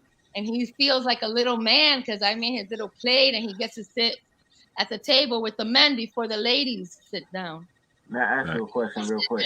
The women don't sit down to eat until all the men are sitting and eating in my house. As it should be. Can I ask you a quick question? I got a question. Go ahead. Go ahead, Dirty. No, my question was, does she feel like a slave serving her man? That was my question. I don't mind being a slave. I take pride in being a slave. If he sees me as a slave, and I'm prideful of it, I'm the best slave in the room. I don't get caught up in the defensiveness of it. I know my place. I know my position. I know that I am highly desired, favored. I know that I'm special, and that the submissive that I am, my master will never find another one like me. I walk the earth knowing that.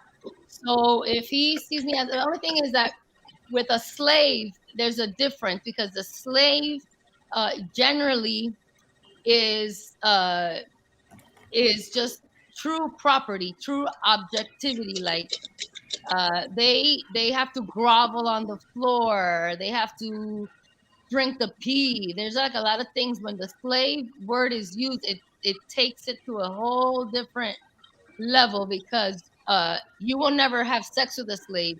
You don't kiss a slave in the mouth. You don't have a slave sleep in the same house. Like, a slave is a slave. A slave doesn't have those privileges. So there's a go ahead with your question, Poppy. Go ahead, Poppy. In your in those kind of activities, in those kind of relationship that you were describing, how do you know when it's over? Oh, yeah, she's talking about that. You came late. Yeah, go ahead.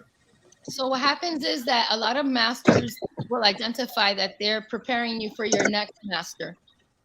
And then the next master may not be your forever master.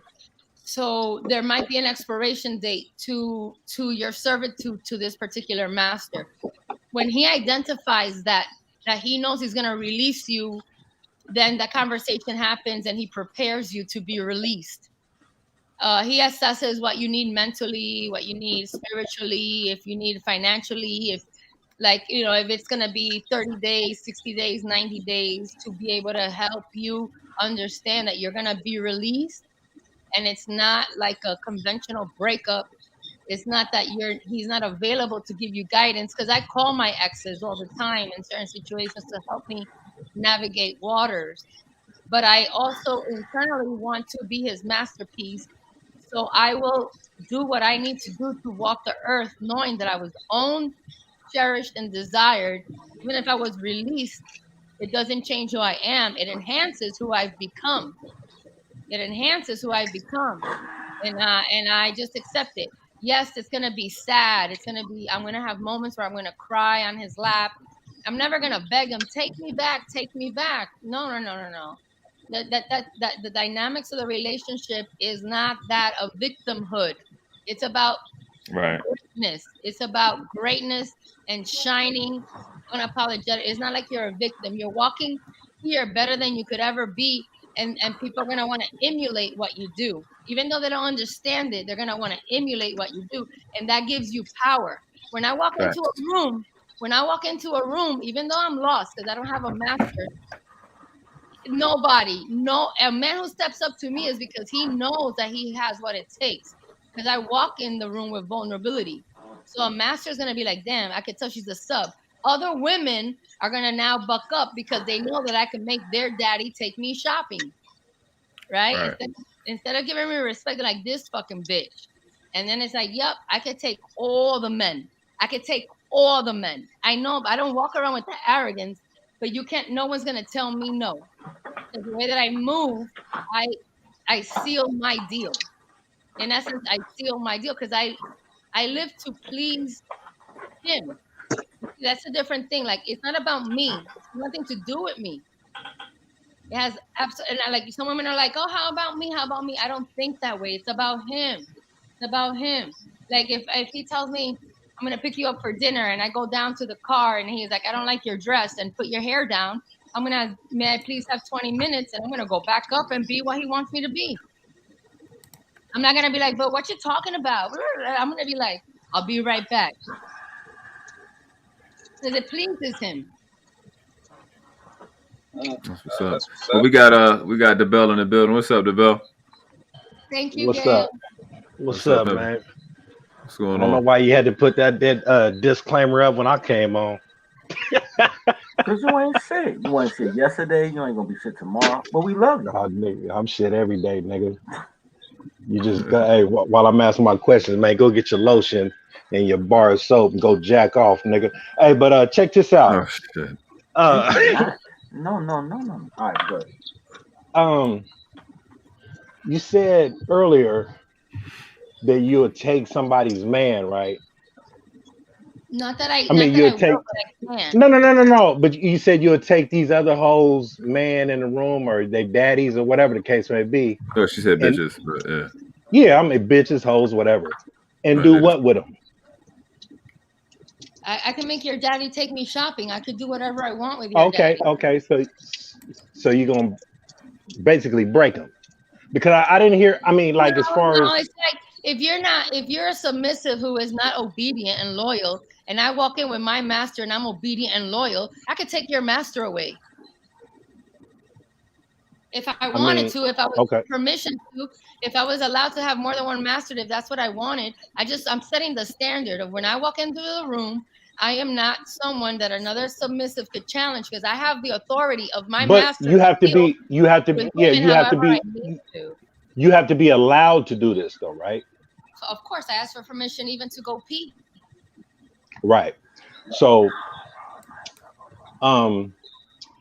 Westside asked this question earlier, but you didn't answer it. It's something that I was curious about too. Like, what is the qualifications of a master for you? It's not like a list. It's not like if he checks. He identifies in me that he sees that I might be the submissive that he wants. No. It has to be a requirement. Like anybody, like if you go to the grocery store, the boy bagging the groceries, he's not gonna can't be your master, right? He's bagging groceries. He's not a dom. You're crazy. He's not a dom. He's a submissive. I can pee on that boy. I can make him eat my. So what? Okay, so a now master is respected amongst other men. A master is respected amongst other men. That's it. So here's what she's saying, because she did answer it. It's a non-applicable question because the master decides if she's qualified. It's one way. Right. It's like what y'all been saying. Right.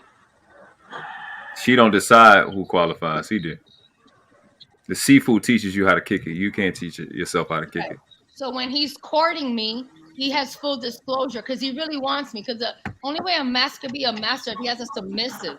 Otherwise, his fantasies live in his head. So are you requiring money out of your master? My master is my master. He's gonna be my provider, my protector. He's gonna control everything in my life.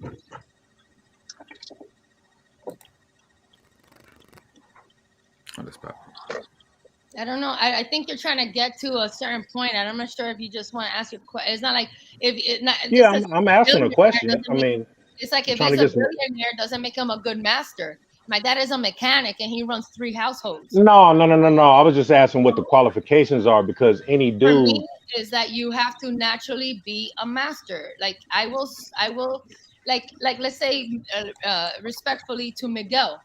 I talk to Miguel, even though he doesn't own me. I'm not his submissive, but I interact with him on a level that he understands that I have this way of operating, and he deals with me accordingly because I identified myself as being like that. But if I identify myself as being this way, and then he's going to be aggressive natured towards me, then he's not really understanding me, and I'm not going to adhere to a conversation with a man like that. Even like dirty facts.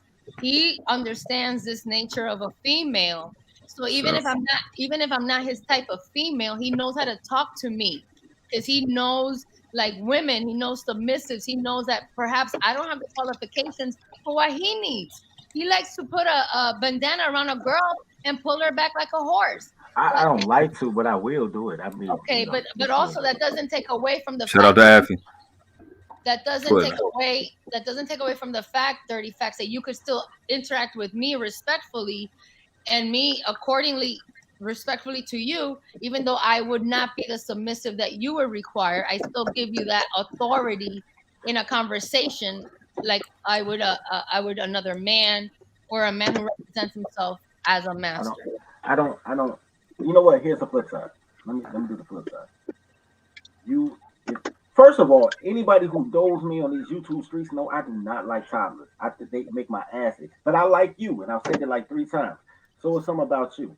It has nothing to do with a sexual thing because I wouldn't want to have sex with you. As a matter of fact, I will make you my recruiter before I try to have sex with you. But with that being said, it's a respect level.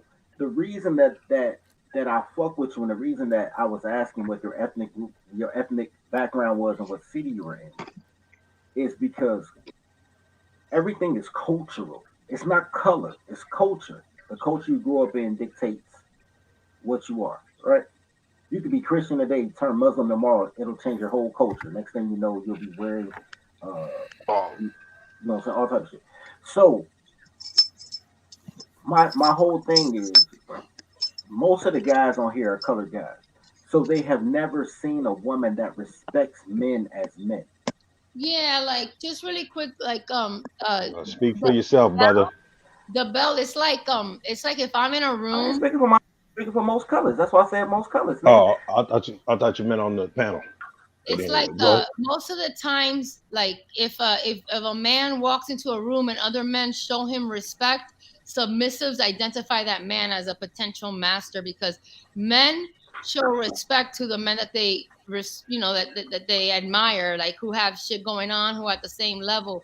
So if it's a guy and he's a bum guy and the guys in the room aren't respecting him, most submissives are not gonna be like drawn to that guy. So it's just something in my opinion, it's something that happens when men are amongst men.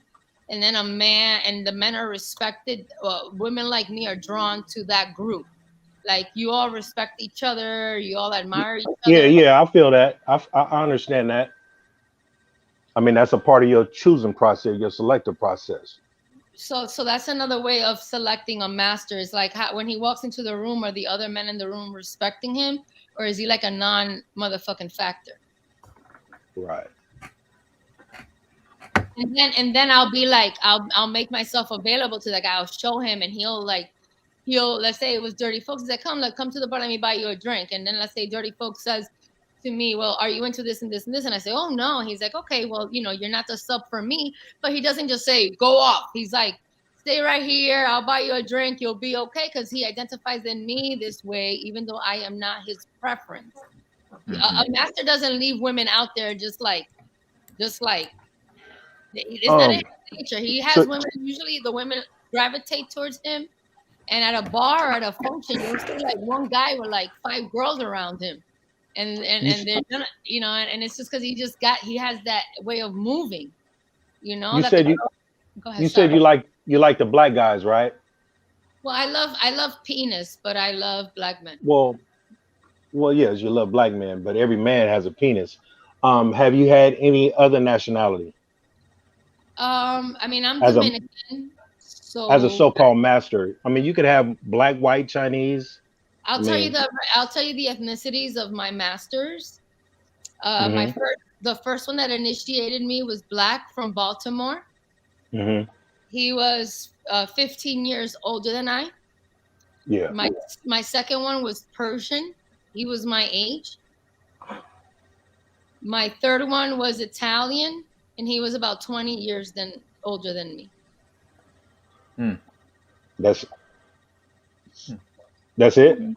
Yeah, those are the 3 men in my life that I have identified as masters and have taken me for submissive, and we had a contractual agreement, yes. Relationships were about average of 2.5 years. I was just hoping you wasn't going around calling a white man master. But as far as the contracts, no, I don't take white men as a master. I use them as a submissive, and I pee in their mouth and make them eat my poop. That's what I do with white men. I know that's right. I know that's right. You should do that to niggas too, because I mean, you know, a trick is a trick. No, but white guys, that's what they like. There's some black guys like that too. They eating it from the back. Go ahead. Go ahead. What's up? So you mentioned you don't have any children. Why don't you have any children? Is that by choice? What's that about? Yeah, it was by choice. What if the master wants that in the situation? I know. This is always has been in all my contracts. This has always been a topic that needs to be revisited because I am a woman that a man wants to procreate with naturally. I just have that tendency, and it's always been something that was kind of like a hard limit for me. The only reason is because I lived in Los Angeles for 13 years as a working actress in West Hollywood. And I lived in Miami Beach for 8 years in my life. And I was very career driven, even though I was dedicated to my owner. And having children was not something that I was willing to negotiate, even though my first, second, the third one didn't care about children. The first and second totally tried to negotiate that dynamic. I thought it through. They presented a great thing for the kids, the providing and all that stuff, but I just I couldn't adhere to their stipulations. That's why I didn't have children with them. Now, if I meet a master now at 46 years old, and he wanted to have children, you know, I would have to consider it. Because I'm looking for my forever master now. But I don't think that most men who would take me on as a sub would need kids with me. I would probably be a third wife. They probably had a first or second wife or something that already gave them children. And I am the pleaser and play third wife coming in. Does that make sense a little bit? Mm-hmm. Loud and clear. Loud and clear. Thank you. The bell was your question answered? Did you understand what she was saying? I'm the perfect third wife. That wasn't a part of my question right there. I mean, no, not you. I know that, not that last part. But the question that you did ask, did you get it? No, not really. I mean, it's still not clear to me as far as I mean, because like say like as a man, right? Say the opposite of a master would be what? A princess. A sissy that I can make wear pink panties. No. I'm talking about the mate of a master will be considered what? Like the female equal? Yes. So there's no such thing as an equal, even on a master domina. That's a domina, DOMINA. That's a domina or dominatrix. Well, okay. Even she has to adhere. She has to adhere to the master. Even the dominatrix has to adhere to the master. If a dominatrix challenges the master, she's gonna be asked to leave. That's not respectful. Well, let me simplify it.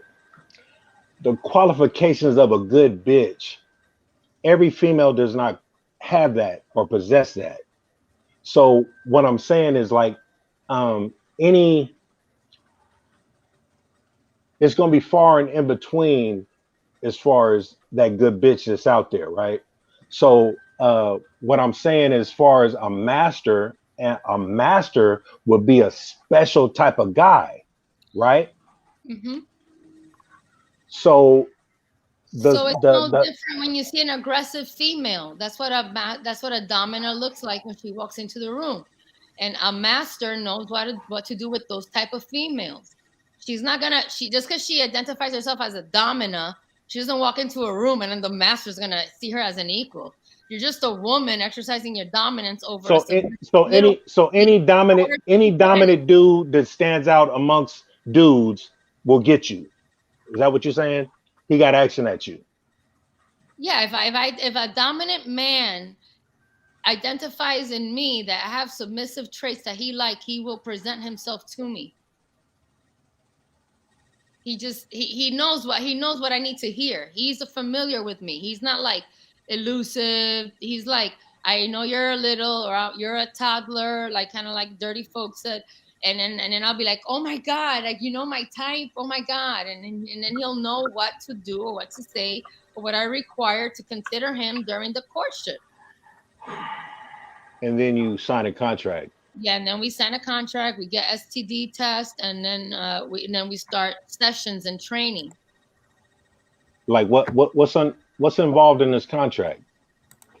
Hard limits, soft limits, how you can be released, your commands, along with your expectations and your tasks, any disclosures that are required. Like it's everything. It's usually like maybe like a 14 to 15 page contract. That sounds written out by him or you? It's called a slave consent form.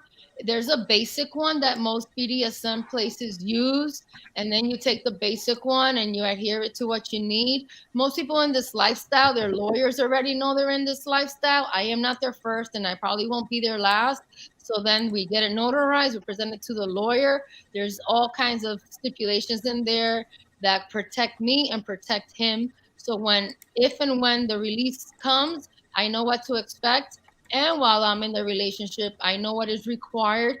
And if I don't adhere, we use the contract as a way to illustrate that you agreed to this, and now you're not adhering. Hence why you're being paddled and whipped and kept in the closet and and eating food out of a bowl because you didn't follow the contract.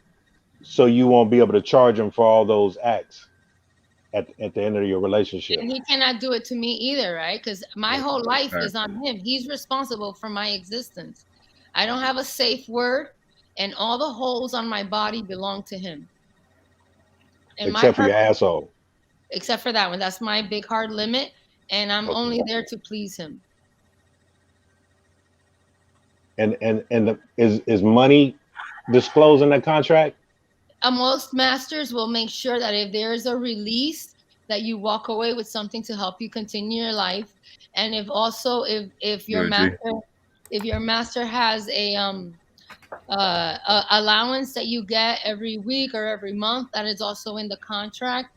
There's a budget that a submissive usually has to adhere to, because these type of men are they're control freaks. So she is allowed a budget, and then she submits receipts. She submits mileage for the car. She submits whatever he needs. Let's say you break the contract. What happens? Wow. I don't know. I think I'd end up dead in a ditch. What? I don't know. I would never even test that. I wouldn't. Now we ain't talking about the gangster in New Jersey. We talking about the other squares. I don't know, man. I think my experience is that if a submissive challenges the contract like that way, like blatantly, she's immediately she's released, and the master just adheres to the agreement, and he lets her go, and she's gonna be miserable. That's crazy. I never even knew. Because he's not gonna back you up. Like, look, even for this broadcast, the bell. I called my master from 20 years ago, not the one that I had 3 years ago, not the one that I had 10. I called the original one, and Miguel could tell you this, because I wanted to refer back to things, and he brought a lot of things to my attention. Like, he would have me read. I had a reading list, 20 books a year, and I had to submit 2 book reports a month. Okay, that's somebody that cares about my academic and my intelligence, and I would read. Right. And, I would read. Now, when you're involved with one, can you interact with the other ones? Your past ones? No. Just in between. If my current master were to say not to interact with my ex-master, I would ask if I could have one last conversation respectfully. I could let my former master know that I won't refer to them for any advice because I have a new ownership. And then I just move in my new leadership. But I will, and most masters understand that because a little like me, we have an attachment to someone until the next one shows up. And then Now, how did you say you got introduced to this? The way that I got introduced to this was at 25. I met a man. He was black from Baltimore. He got his undergrad from Cornell University and his master's from the Wharton School of Business. And I was a bartender. He identified that I was a submissive in the way that I took care of my patrons, but I was a dominant in how I dealt with like 7 to 8 drunk men at my bar. And when he started to groom me and court me, he exposed me to this information and asked me if I was willing to try it. And I did, and I loved it. And then he showed me proper etiquette, protocol, code of conduct, what's expected to the max. I mean, like everything. And my second person asked to talk to him. My third person, my third master, he's a made man, a wise guy, if you know what I mean. Right. Okay. Yeah. So he didn't care. He doesn't care about nobody. He doesn't need to talk to anyone. Wait. The wise guy, did he have a family? Oh yeah. Did he have a wife? I was his third. He had a wife, he had a second, and I was the third. Yeah, because most of them dudes usually have families. So how did his wife accept you? Or were you a secret? His wife would make baked ziti trays, and my master would bring it to my brother and my mother's house. During Christmas, even till now for Thanksgiving, he's going to make a caprese salad with mozzarella, because the mozzarella, he gets it fresh, and he brings a tray to my brother's house and my mother's house. He knows where they live. Hey, can I say something real quick? This not addressed to Lexie. This addressed to the zone chat. You're talking about I'll be upgrading the tolerology curriculum. Do you pay attention to the tolerology curriculum? I could tell you didn't take the course. On the ad I put, I circle make payroll. What she's calling Dom Sum, I call secretary manager. I circle make payroll because you have to afford it. And just because I thought it was funny, she was talking about the contract for the subcontract. In the back chat, I just showed world class. I was like, yo, we got a secretary agreement.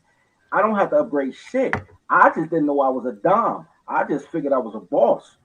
But everything she's saying is already in tolerology. Y'all niggas is just scared. You know what I'm saying? It's hilarious. I think what has to be made clear is that the type of men, I think that what some of the confusion is in the chat and even on the panel is the type of men that she's talking about is the dudes that got to learn from me. The dudes that are talking about the shit that I talk about. The dudes that while I'm doing the show or while I'm doing Extra and Wild, they're giving me information on. These are people that are in the know, that are in control, that know where the bodies are hidden, that are in powerful situations, that know how to get blood out of the carpet. These are not the niggas that's learning from the tolerology course. These are not the niggas that are incels. These are not the niggas that don't know that you got to ask to get up 4 o'clock in the morning to shoot the jumpers. These is world class. And the thing world class that men like you, what they do with a woman like me, they make me a lethal weapon, right? Yes. Because you sit back, we could walk into a room to a party, and you Miguel get to sit back, and I work the room for you. Thanks. I work the room for you, right? Who's this beautiful Lexie, everything, and I'm working the whole room for you, pleasing my owner, like a little dog, right? Pleasing the owner. Mm-hmm. You throw the frisbee, and I want to go catch it. So I'm being utilized because I bring into what he's doing. Would you be willing to sell your owner's part? What does that mean? What sell his part? Right. What does that mean? I'm sorry. His sexual part. I'm trying to understand. I don't want to be rude. I'm sorry, DeBell. I'm trying to understand. Could you go get it and come back with it? Some money. Mason, would you would you prostitute for your owner? Hey man, you ain't gotta talk. You ain't gotta say that, man. My owners, for the most part, don't like sharing me. My owners become extremely possessive because I'm a unicorn. I'm very special in this space. So my owners usually don't even want women to touch me. So I'm coveted. I'm a coveted piece of property. I'm like, when you play Monopoly, Park Place, all the blues, that's who I am. I can generate business, but I am not available to anybody. Indeed. Not as an exchange. So now you're making the rules. So now he's no longer a master. The men that I deal with never requested that, and I don't present myself as that type of submissive. Y'all gotta listen. I keep asking the same question. That's a single. I'm gonna tell. Hold on. This is not hood shit. This is the world that controls the world that controls you. This is. I'm trying. She's explained this, and I know y'all. Some of y'all was late because y'all was in other lives. What she's explained. Let's go back to this. Let's just pull this up, right? I'm gonna go to. Let's go to this one, right? So this is an organization, in a club that she's in, and contracts. Since 2013. I've been in this club since 2013, almost 10 years. So this is an organization that has documents, that has it's in their own doctors, they're dealing with entertainers, they're dealing with high profile people. It says a private members club. And you can press apply. Look how to apply. Look what it says, apply. So there's an application. There's memberships that go from $10,000 a year up to $1 million a year. You have to be referred by 2 members. And then all the women, if like somebody like me that I've been with them since they started, I don't have to, I have access, but single women who go in still have to pay $100 for their ticket. So it's not for the faint of heart. Yeah. So I'm not trying to take a shot at nobody. I just, y'all asked this, asked the question, but y'all almost asking the same question. This is not regular shit. So I'm not bringing it just because it's a provocative conversation. It fits the brand. It's world class. This is high society shit. This type of shit I be trying to tell y'all. I'm always around this stuff, but it's like, it's weird. Like nobody else seems to be around it. And it's not to belittle nothing else. It's just like, this is how the world works. Like it actually works like this. And it's like it's above the crime world. It's like making everything that we think is illegal is actually legal. And they live like we live, but they have structure. I've been doing this shit on the legal side since '88. All right, here's the thing, because I do feel the same. But I just never been interested in this. I mean, because I know it's all type of levels of sex work, all kind of levels of it's a society. This type of society or whatever, right? But I'm just saying, I'm trying to ask what the rules and regulations. I know what the rules and regulations of my game is. This is 24/7. But as far as her game, this is 24/7, 365. So there's like pro doms and pro submissives that you pay $250 an hour. You're there for 2 hours with them. You beat them up or they beat you up. Then you go home to your wife and you pretend to be vanilla. That's not going to work for me. I need 24/7, 365. I need you to live in my brain, right? When I eat, when I consume your semen, you're feeding me. You're giving me nutrients. When you feed me, I have you working through my digestive system, through all my organs, through my bloodstream, through my brain. So I belong to you. I am your property. Yeah, that sounds like good. I mean, to me, that sounds like good pimping and hoeing. That sounds like a hell of a relationship. I get that, but that's okay. That's your perspective. That's what you would. I know. I'm just saying. I mean, that in my world, that's a beautiful thing. Right. All right. So here's what I'm saying. This is like this is about topography. I can understand that. It's not about topography. Everything I talk about is coming from a position of power. That's why I tell you don't see women as don't see them as children that you have to provide for because of the parent to the power. The whole thing about to marry your secretary is to see her as a secretary. You're a boss, and you have to delegate the duties and responsibilities of a boss. The reason I understand her is because she's playing with dudes that's playing from a position of power. Niggas play off love. Niggas is looking for the hug they never got from their mother, not knowing that girls open their legs for they open their arms. That's not what I'm about, bro. But I understand her and I like her because I understand her. I don't understand Thomas because they do things against their best self-interest. She does things that's in the interest of the person who has her best interest in mind. that is playing a sub to a man in a position of power. Just because I don't call it dom sub, I call it employee employer, but it's the same shit. I fucks with it. I understand what you're saying. Man, that's hilarious. Yeah, man, this is Oh shit, my bad. Fucking up. I had to click the name wrong. What's her name?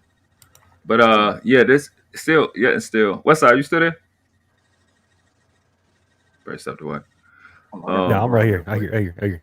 Okay. I can move around. I'm in the chat. I'm gonna put my earpiece on. I gotta move around. Yeah, I think you yeah, you were breaking up. I thought it was me for a second. But Lexie had to step away for a second. Nonetheless, I appreciate everybody coming out, man. And waiting for Lexie to come back for a second, and we're gonna close out. But I definitely appreciate everybody coming through. All the brothers, all the ladies that came through. Is it, like I said, this is a show we're gonna be doing once a week on Saturday. Want to go further and further into it. Very adult conversation. It's very interesting, and like I said, like the same way with her. When I think I was about 18. The women I was dealing with, introduced me to this world. You know what I'm saying? It just kind of the same way they kind of groom you into. They pick you and go, "Yeah, you are this." And I just grown up like this. I just kind of how, but I just I never knew. Like when you start something young, you don't realize how valuable it is till you get older. And I only recognize it as, well, let me just be a little bit more upfront. Let me be a little bit more honest. And certain women take to that, and they just, what I found out is that the relationship is much better. You know what I'm saying? It's like they will give up information, they will divulge information. I usually wouldn't say this, but I'm gonna tell you this, and here go my phone, and then I'm like, you know what happens, world class? There's nothing more beautiful, stronger than the black man.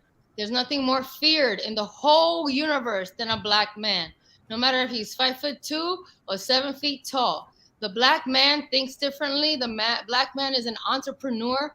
The black man is a mercantile. The black man has been used and diminutized and led astray. And then the women out here, we're lost, right? We're lost. That's the word that we use in BDSM. When you don't have ownership or leadership, you are lost. And I wanted to do this because the first person who introduced me to me was a black man from Baltimore, a vegan who had undergrad at Cornell and got his master's from Wharton. So I got this from the source. And I've never served a white guy. I would never in my life serve a white guy. And my second one was a Persian man, powerful man, dominance, Persian Empire. The third was an Italian who's a made man, a wise guy. No games there. So I want to bring this to the forefront because I really think that this is a natural state for the black man. I can't understand why a black man would be a submissive in any situation. That doesn't make sense. There's nothing more beautiful, more powerful than the symbolism of a black man. Not even a Viking could stand up against a black man. A black man is a warrior. He's a fighter. He's been conditioned for that. We are here because the black man fought for this, surrendered to this, did what he had to do, sacrificed himself, his integrity, and his manhood for this.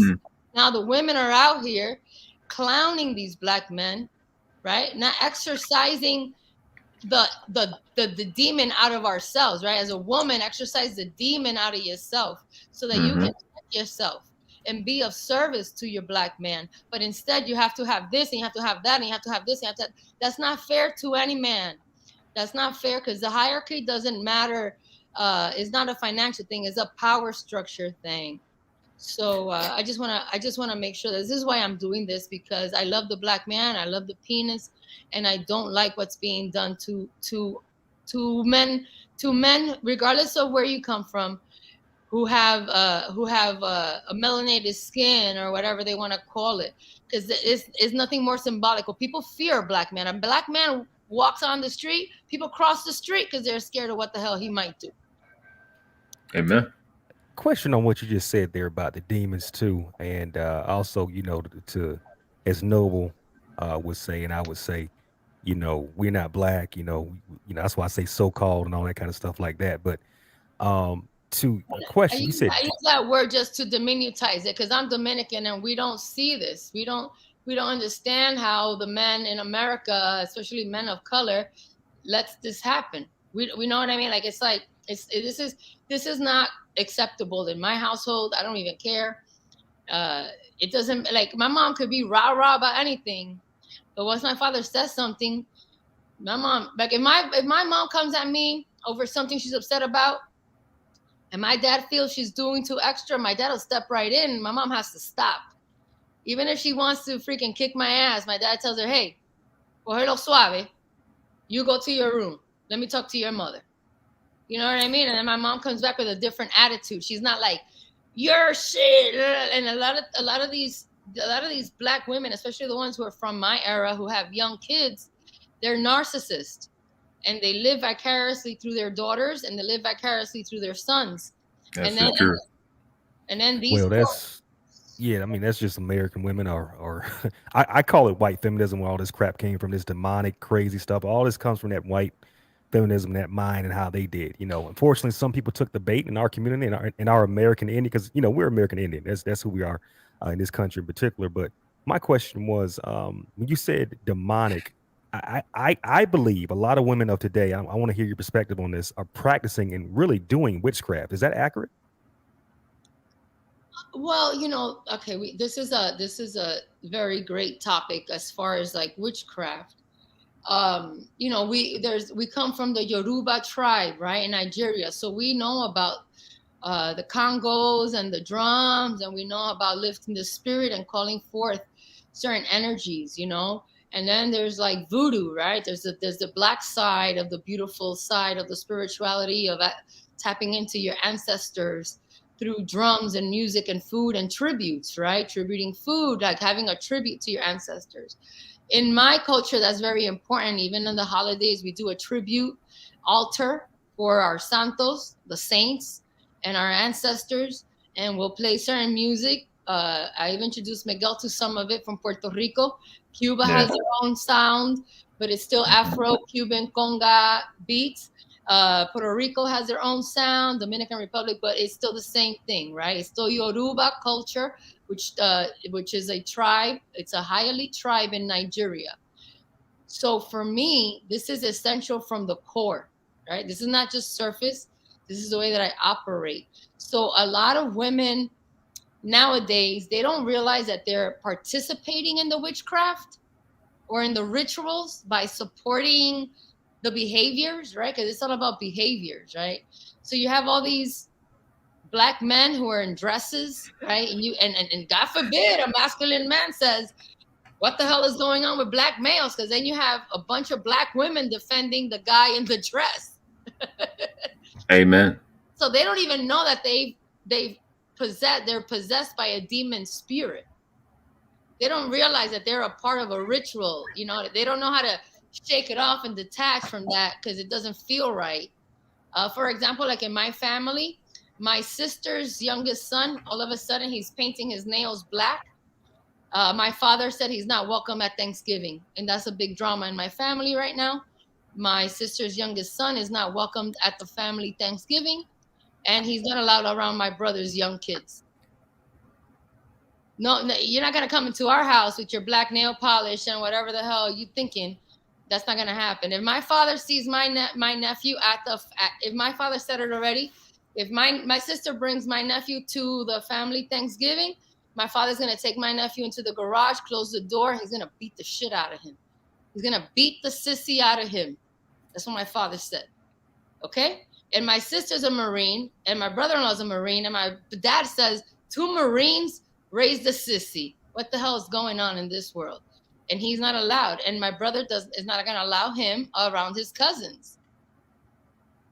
We don't care about nothing. Like, if you don't like that, that's your problem. You're not welcomed. You can come around, but you're not going to come around for Thanksgiving or Christmas. And my father doesn't want you around at all. At all.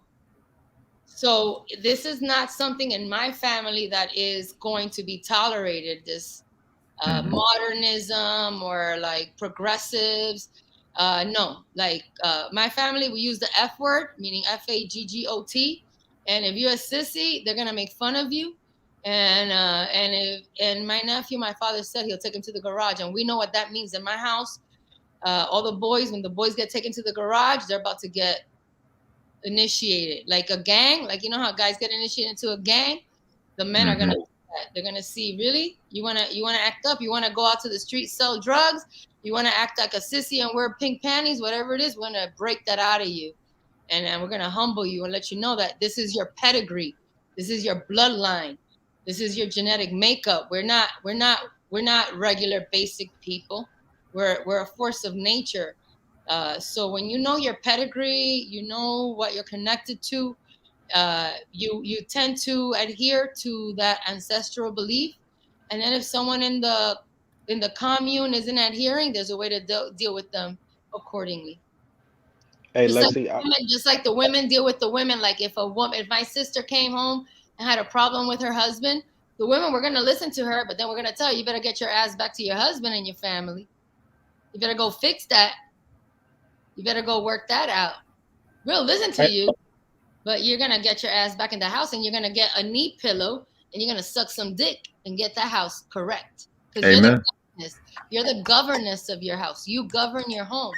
And that's a privilege, because your man goes out and provides, and then all you have to do is worry about Halloween decorations, Christmas gifts, PTA, making cupcakes. Like, you're the governess in your home. And if the master sees that you don't know how to govern your home, there's a price to pay for that. Hey, Lexie, can I get a quick question right quick? Go ahead, bro. What kind of feedback do you get from other women when you disclose your lifestyle? A lot of women hate. I get a lot. I usually don't. My only girlfriends, I always say this, and I'm being funny, but I'm not. I only have girlfriends that let me play with their boobs. Oh God! And what color are they? What color are they? Most of they come in all colors and all races. Most of my black girlfriends are girls that grew up either in Miami or New York City. They've been around Dominican girls. What kind of feedback did they give you about your lifestyle? My black chicks that know Dominican girls, like, they get hit on by Dominican boys and Puerto Rican boys. Like, they know the culture, but it's like a black chick from Milwaukee or a black chick from Bubba Fuck Egypt that they just blackity black and they hate themselves. They grew up in a house where they hate themselves, you know? No. I'm talking about your lifestyle. No, I don't get. What kind of feedback do you get? My girls know how I get down. Everybody knows. Everybody knows when I show up, they're like, "Oh shit, you're about to get some information," because she's different. Because people gravitate towards me, right? I look a certain way, I move a certain way. So you saying every woman that you come in contact with agrees with your lifestyle and they're down with it? I'm saying this to you: the women that I include in my life know how I am. Certain women, like women in the chat and women who are from Bubba Fuck Egypt that don't know shit, they're anti. They hate on me. When I was doing music videos, when I did the I'm a Flirt video for R. Kelly, black bitches stole my luggage while I was on set. Okay, so you get bad feedback. Nasty from, yes. Were you practicing that back then? Yes, I've been like this for 20 years. Black women are threatened by me if they have never been around Dominican women. This is natural to black women. Black women are even more submissive, I think. But when you say threatened, what do you mean by threatened? Like insecure of them? Because they fight the feeling, right? Some black women fight the feeling, and then I show up and I'm cool with it, and then they wanna tell me that why you let him control you, or why this, and I'm like, yeah, okay. So they get to hating. Yeah. They hate on your situation. Yes. But my black girlfriends. Well, that's not a threat. That's more of just hating. Okay, but just, you know, but wouldn't all hating be threats? Ain't that what haters do? No, not really. It's not a threat. It's just that. I mean, a hater. I was around girls and they saw my demeanor. They stole my luggage. So even if they didn't directly threaten me, they stole my luggage. So obviously I was not in a safe environment, right? Because when I was on set on the video and then I go back to look for my luggage is gone. And there's 4 black bitches over there laughing because they took my luggage. So now I got to turn to the producer who knows my disposition because he's Puerto Rican. And I got to tell him, yo, Roger, these girls stole my luggage. So he knows how I am. So he's gonna go and tell them, listen, hoes, why are you guys fucking with Lexie? You know what I mean? Like, where's her shit? So men who identify me will step up for me because it doesn't feel good. And it's usually women who don't have the balls or the courage to adhere to these type of maneuvers or way of living, that they identify that I am doing it, and then I take their man, right? Because they're like, this black bitch taking this Dominican girl taking our black guys. Yeah, I'm gonna take them. I'm gonna take your father, and I'll probably sit on your mama's face too, if you're allowed to. Bang, by your master. Bang, bang, bang, bang, bang, bang, bang. It was the mom part for me. I couldn't take it. Not the mom. Why don't you bring the mama into this? I'm just saying, I equal opportunity employer. All right. Oh man. The belt, I get resistance from women who have never been around Dominican women or Latin women, because they see us as a threat. My girls that I grew up with, we know what we bring. We know our value in a sense. Like, my black girlfriends have had to school me on how to interact with other black girls, because I go to girls like if they're like the same, and then I'm like, damn, why? Like when I did the buy you a drink video, the bitch pulled my hair to see it was real. Yeah, but see, I'm not talking. I was talking about your lifestyle. I wasn't talking about just. I'm telling you about whatever. My lifestyle. I'm telling you about my lifestyle. Like, I'm talking about this thing that you're in. I mean, the relationships and all that, the masters and all that. I'm talking about that. I'm not talking about just your day-to-day interaction with other people. I'm saying like you're explaining your lifestyle to us on the panel. Right. Other women, what kind of feedback do they get when you call a man a master, when you serve your man and all that? I mean, that's the feedback that I'm talking about. And then like white women, black women, how do they react? What kind of feedback do they give you about that? Not all the dancing and your hair and all that. Well, that's what I'm talking trying about to your life. There's a group of women who have been raised around, let's say, Latin culture, that they already know that this is how we operate. They're used to being around Latin people, so they see us cater to our men, and they don't challenge that. They're not like, oh girl, you shouldn't be doing that. They're just like, that's how Dominicans are. That's how Cubans are. It's when I meet someone who's never been exposed to Afro-Caribbean rituals and culture, that they're from, like, I always call them Bubba Fuck Egypt. Like, they're like other black people. They're like not the norm, in my opinion. They're like, so you didn't get it from the dude in Baltimore. You got it from your culture. But he sophisticated it. Oh. He identified in me something that I now know that I could live by. Before that, I didn't really understand. I just was like a good girl. I'm a good girl. And now I understand that I'm a naughty girl, but I am a good girl in essence. And I only interact with women like me. Women like me, we stay together and we protect each other. Like, it's gonna take a nigga to refine some of these Caribbean women to be. No, I'm just fucking with you. Well, we're not necessarily gonna be anti because of your race or your skin tone. We are gonna treat you like gold. Like, any black guy who's been with a Latina, he can say like, damn, that was different than being with a black woman. It's just like, we're like conditioned for this. So sometimes, even if you don't identify as part of the BDSM culture, Latin women, even if they're challenging, they still have this thing in them that they want to take care of you, cater to you, please you. Where it's not, we're not gonna, most of us won't challenge you. It would feel very weird to challenge a man, for me. In my experience on that, with so-called black women and versus Latino women, I mean, it ain't really been a difference for me. It ain't. That's just my experience. I can't sit here and say one was better than the other and all that. But what I can say is with the so-called black women, they can support and understand us better. I can say that. But in terms of how they grow up, how they treat their men, it's been the same. I've had a good experience. I can't sit here and say I've had a bad experience. My experiences that were bad were with these white feminists and feminazis. Again, that's why I say all this stuff comes from them. That you versus me and all that. And in my experience too, Latino. I mean, I grew up in Texas. I'm from Texas, so Latino and black, or so-called black women. I mean, they fuck with each other. I mean, you got bullshit there where you got a lot of these immigrants, whatever, do their thing, and that ignorant shit. If anything, it's on their side that's causing this stuff. But I've never seen the jealousy or the hate or I think you said there's a word you use. I can't remember what you said. I can't remember the word, but yeah, I haven't seen that in my experience. Hate. I think she said hate. It was an S word, I think, something with an S. I'm trying to even remember. Sorry, I don't recall.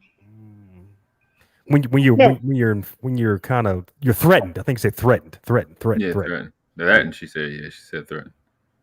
Threatened from.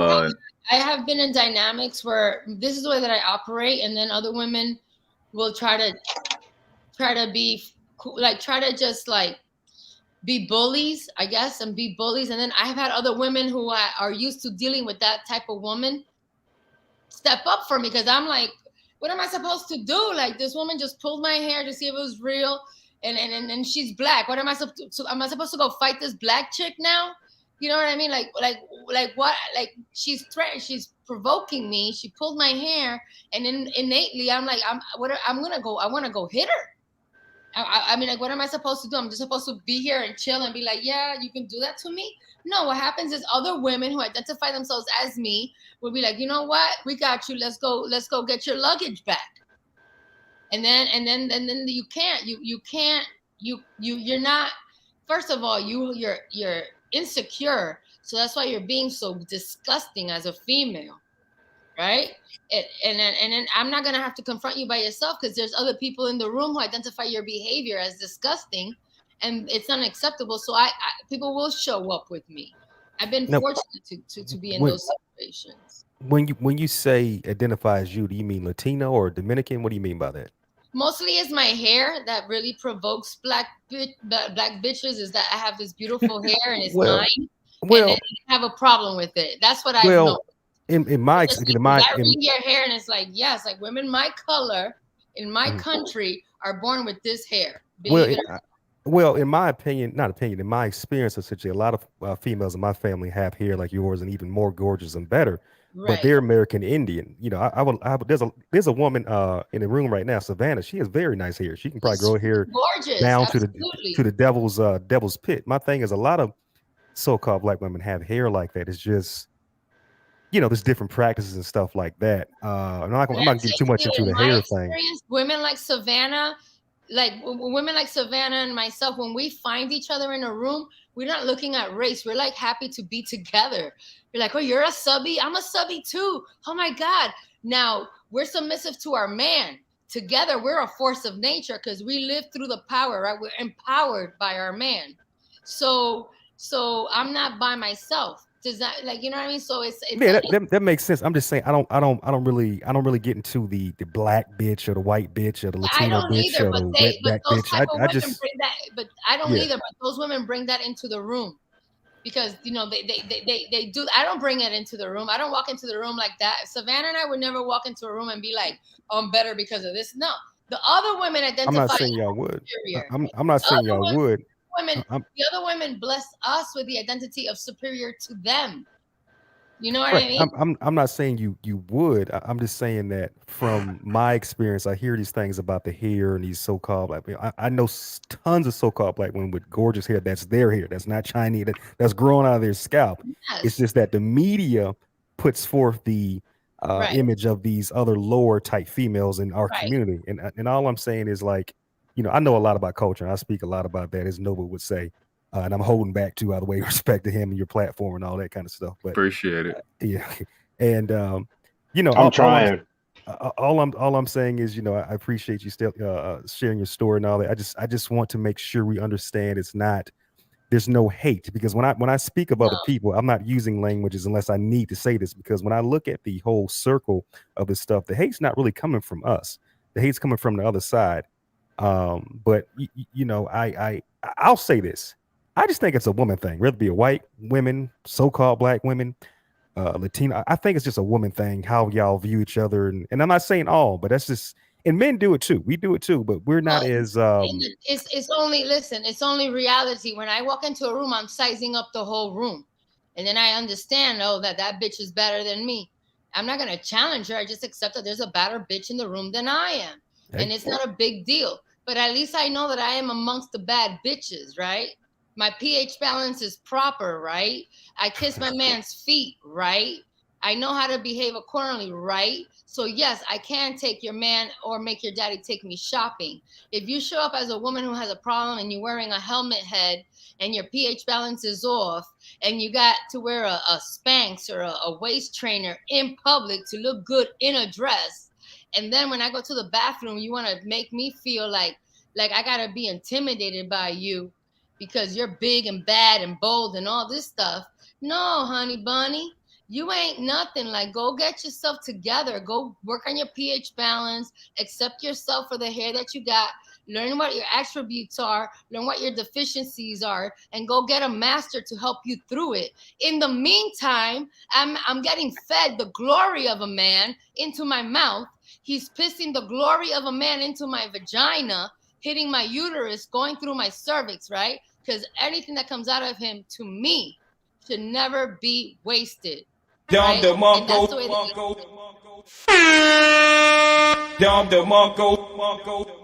Hey, Lexie, when you hear these passport bros, when they put Dominican women above American black women, does that make you feel some kind of way? Like, does that give you a sense of confidence? No, I feel bad. I feel really bad. That makes you feel some kind of way then. I feel bad for the women, you know what I mean? Because sometimes I want to tell the women, like, yo, just chill, like, calm down, like, man, like, why are you doing this sometimes? And if I do, and sometimes I have, then they buck up to me, then I become the target in the crosshairs. But, you know, that's how way I feel. I wish that the guys didn't have to go elsewhere. I wish that the guys would identify what they want right here, right? But or in the community, right? Like my first boyfriend was, without my father really doing it, he kind of arranged it. You know what I mean? Like, my first boyfriend grew up with me, his dad and my dad did business, and it kind of like was natural. So I don't think that it's like, I'm not proud, like, yeah, you're gonna DR because we're the baddest bitches. No, because some Dominican women have a bad attitude too. Not like the levels that are the feminist movement over here. I just wish that black women would kind of like just like give a little bit more grace to the guys. Just be a little bit like, I mean, because eventually, if I am obedient and loyal, I'm living in the world that I cultivated. Even though he cultivated it, it's my world, right? Because I have the essence of the power because he gave it to me. So I'm living in the world that I want. Does that make sense? Yeah. But hey, remember when you was talking about dominant men in the room? Yeah. Do you think an American man is dominant if he has to leave this country and go somewhere else and get a woman? Yeah, it doesn't matter. It doesn't matter if he leaves the country or stays in the country. Like, you could be a dominant who wants a woman who doesn't speak any English. It's just about what you want. Like, you can go to Thailand. You want an Asian lady to give you that Asian servitude. That's the type of submissive that you require. I mean, it's most of the guys that go over to the DR, what aren't they usually purchasing the women? No, not necessarily. You could purchase a woman anywhere in the world. I know, but I'm talking about the sole purpose. No, it's not the sole purpose. Oh, you know exactly what they're going over there for? Depends on what you're looking for. Depends on what you're looking for. If you're looking for a hoe, you can find a hoe. If you're looking for a respectful... Yeah, I know you can find that anywhere, but I'm talking about over there. Yeah, not every woman in DR is looking for a green card. Some women in DR, if they like, for my family is very well off. My mom and her sister are the only ones that came to America. My Right. But I'm just what I'm kids. what I'm saying is a lot of men over here, they don't talk about anything else but the women. Yeah, like I mean, I'm trying to like understand you what you're saying, the bell. So I'm trying to make it real simple and clear. I just want you to like, I'm trying to follow you, and I just want to say that like respectfully, I'm trying to follow you to the max. Okay. So yes, when you go to these like overseas countries, DR and other places, you do have to be careful. You do have to educate yourself. You do have to understand. I always tell guys, if you go to DR and you meet a woman and she's presenting herself like a good girl, then just say, I want to go meet your family. I don't care if I met you 1 day, 2 days, 3 days. I want to go meet your family. And if she's like, oh, then that's not going to work. Like she's like, okay, yeah, come meet my family. And you're going to be respectful. You're going to be a respectful American who's going to meet somebody's family that you've only known for 3 days, but you think she has what it takes. And she's going to introduce you to her dad and her mom.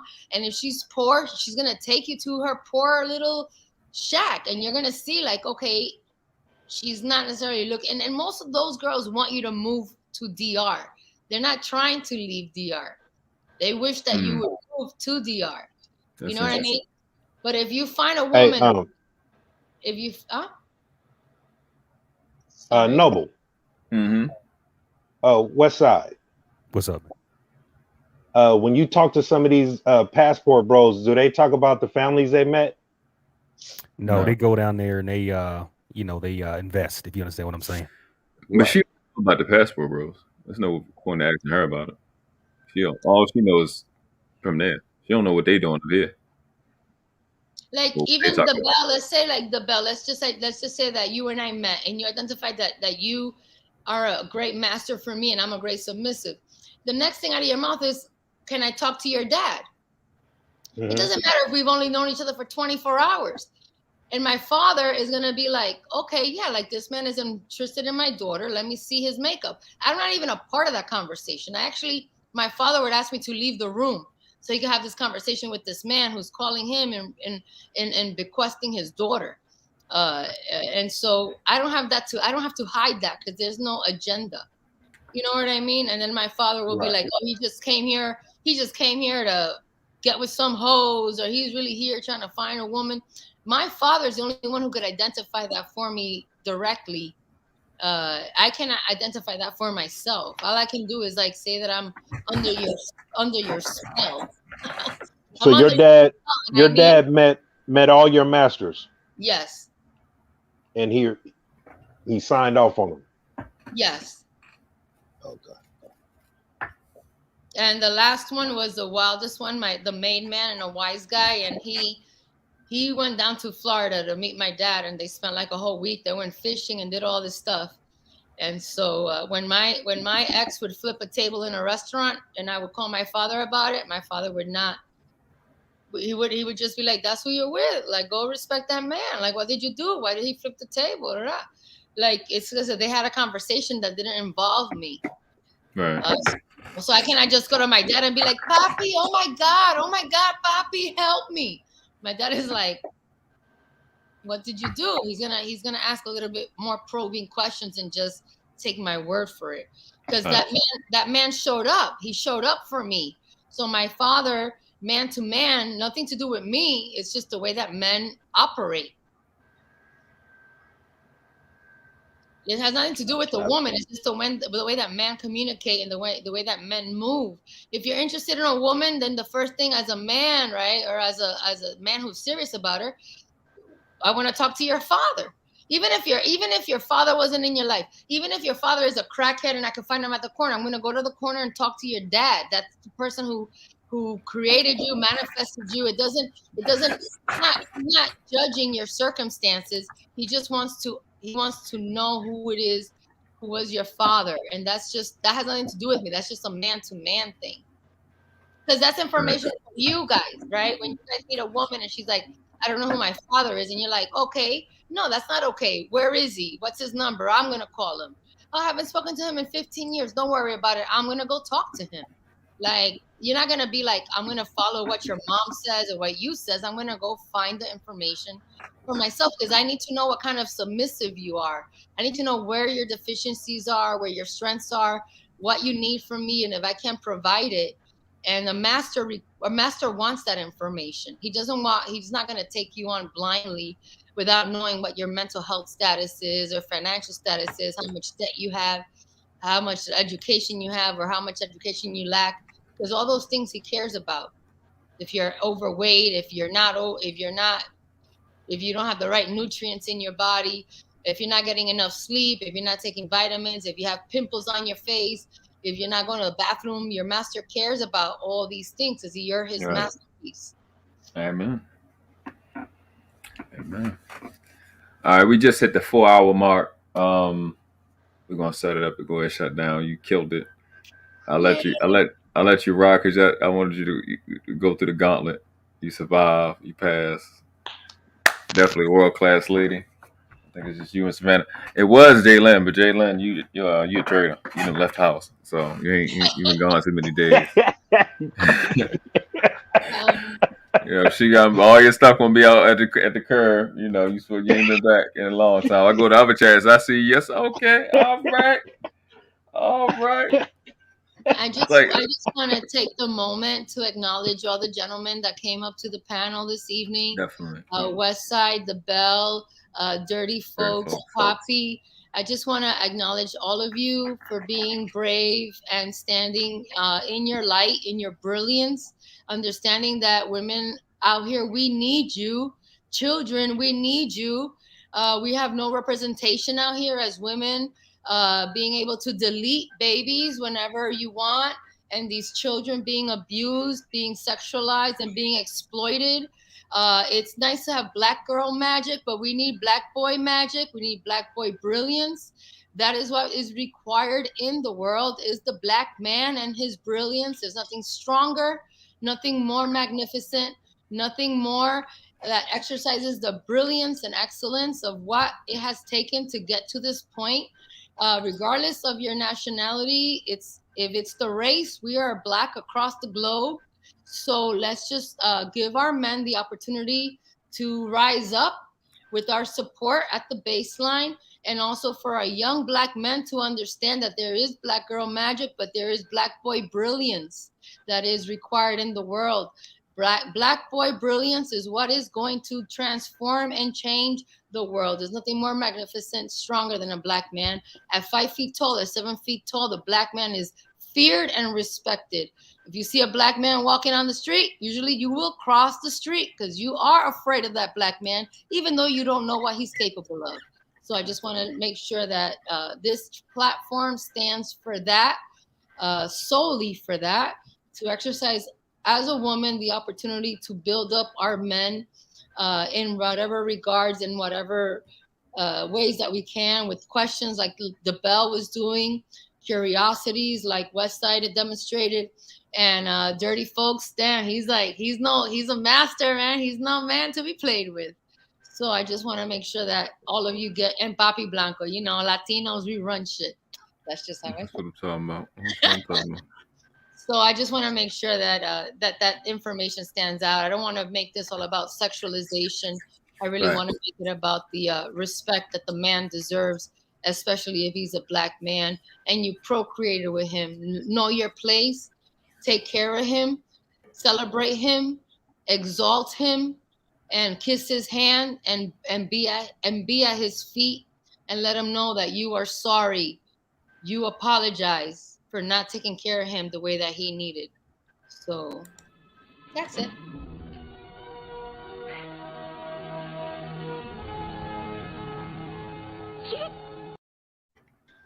Yes, that's exactly what I mean.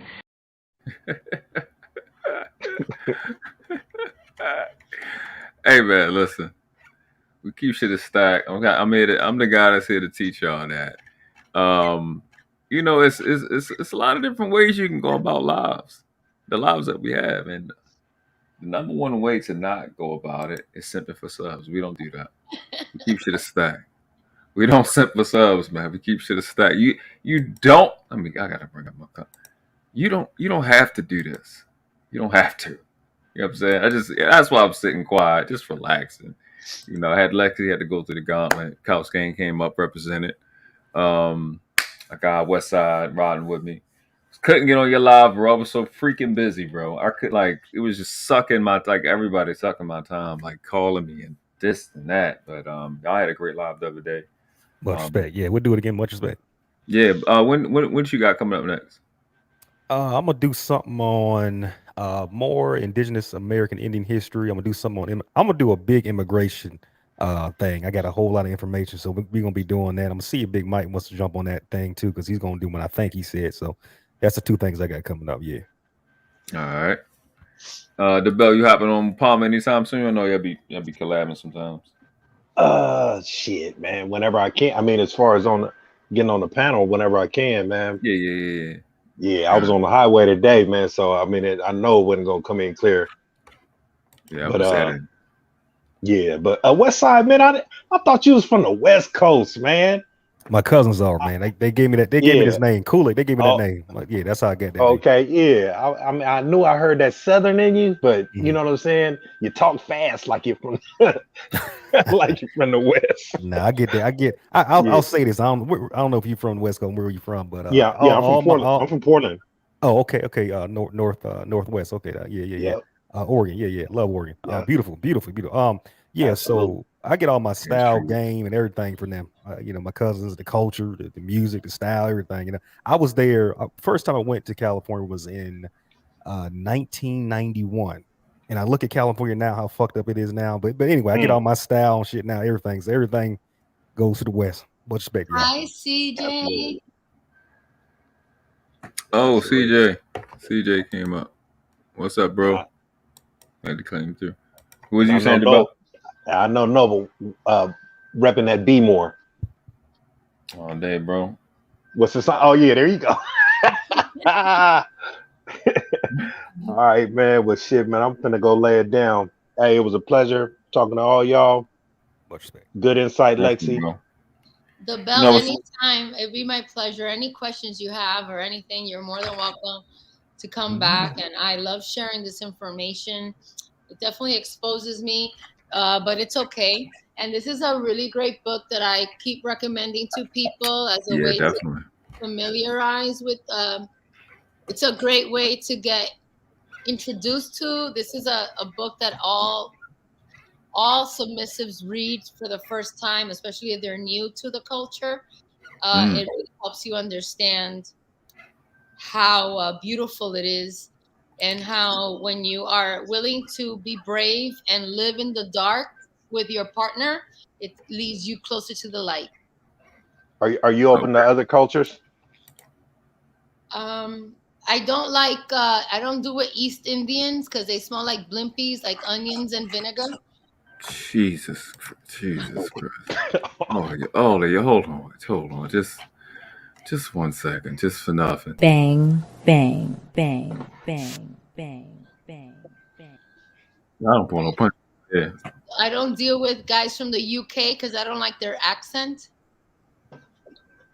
Yeah, I'm talking about American.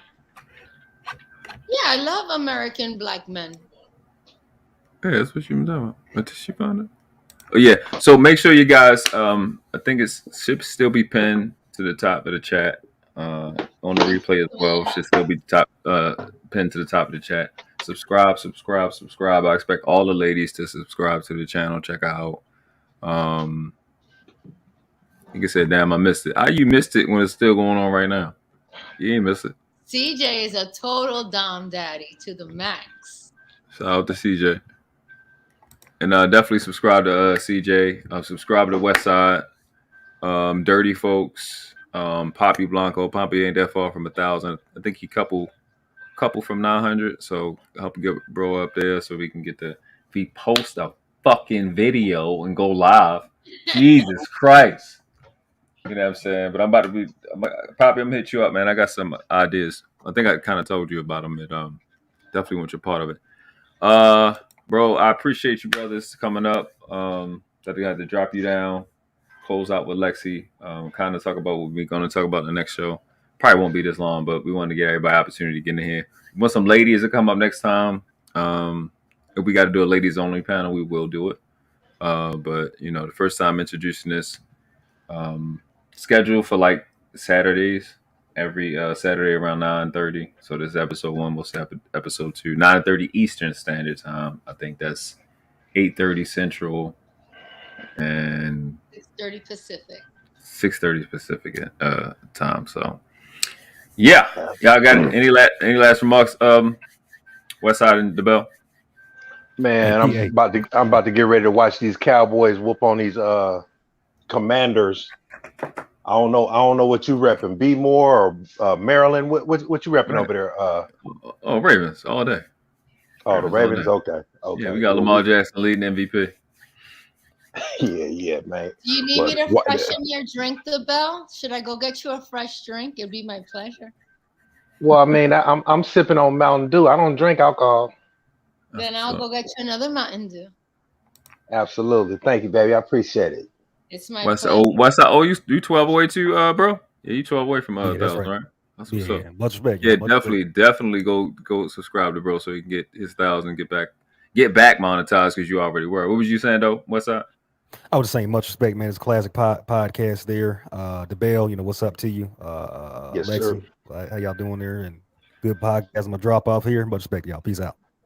All right, bro. Appreciate it. All right, the Bell. Okay, bro. All right, peace out. Appreciate you. Peace out. Absolutely. Thank you, the Bell. Awesome show. You did amazing. You think so? Thank you. It's the shirt. You went through the gauntlet. You survived Dirty Folks. You survived the Bell. You survived the Bell. You survived the troller. That's what I call him, troller. Oh, hey, troller. Yeah, his name Troller, but I call him troller because he would just be trolling. That's all he do now. It's like he the chat troll. Troller. This for you. Are you done? Are you done? But again, this was a great show. I knew it was gonna be great. He was fire because you've done this plenty of times now. Thank you. We're gonna get into some other things a little later.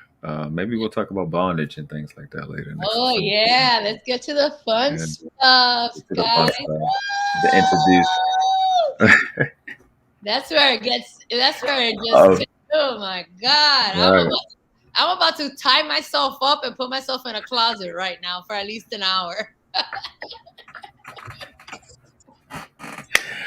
I don't know how you're gonna do that, but I'm imagining it. It should work. I'm gonna go spank myself. I'm like, I want to be bad, but I'm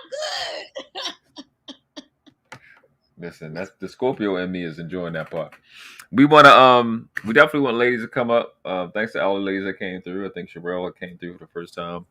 Veruba Venus, Priscilla, Dalllas D, Gail, Jenny, Savannah. This is Savannah's channel, so she's gonna be here no matter what. B Rose came through. Yeah, I got it. So many. Y'all had the chat. The chat was lit, bro. Yeah, I think we should do when we do the ladies, we should do a theme. Like the ladies have to show up in a costume. Oh, and Jay Ali, let me find her. She is live right this second. She's been live for 55 minutes. Yeah. So I'm gonna put her in the chat. We're gonna end it, and I want you guys to go over there, check her out, support her. She's definitely a friend of the channel. Friend of everybody that's been up here. Me, Savannah, Lexie. I keep saying I keep fucking confusing y'all two names. Yeah. This was dope. What's your thoughts? I just want the ladies to know that, or at least the gentlemen, to never underestimate what your lady is willing to do for you. Oh yeah, Savannah. Oh my God, Savannah. That has to be members only, baby. That's the members only, baby. Like, you better, woo-hoo, let's, if you want to see it live and in action, oh my God, that would be so fun. Ain't this But definitely everyone support the channel, support Savannah and myself. We really want to bring this information to you guys in a brilliant manner. We want people to feel comfortable, and that might take some time, but eventually, once you accept this aspect of yourself, life is a lot easier to manipulate and maneuver through, because you have leadership. And when you have a man who leads you, he holds all the answers to the test. You're just a pawn or like a object in the game of chess of life for him. And that's okay. That doesn't mean he loves you less. That means he appreciates you more. And I want us to have fun, the ladies, you know, if we move further with this, the ladies to just have fun, and we can come up here and have a theme and dress up, and we can be silly. We don't always have to be so deep dive hardcore. We could also enjoy just the natural essence of when you put a little bit of an outfit, how it makes you feel. And we could bring that energy to the space, because I think it's important for us to catapult the Black man into brilliance and excellence. And some of them, you know, some of them don't have what it takes, but there's some out there that really do. And if you're raising Black boys, let them know that there is Black girl magic, Black boy brilliance, right? Talking shit. That's what's up. So that's all I want to exercise to all the moms out there who are trying to raise their sons and raise men. Let's get interested in the dynamic of the power structure, so we could be a better resource to our children, and that'll directly impact what happens long after we're gone. Amen. Hey man, we closing straight out. Yeah, it ain't but 2 classes on this planet, never been 3. You either world class or you outclass. And the question is not which class do you want to live in. The question is, which class do the ones coming behind you deserve for you to die in? On your feet, on your knees. Respect the craft. Noble.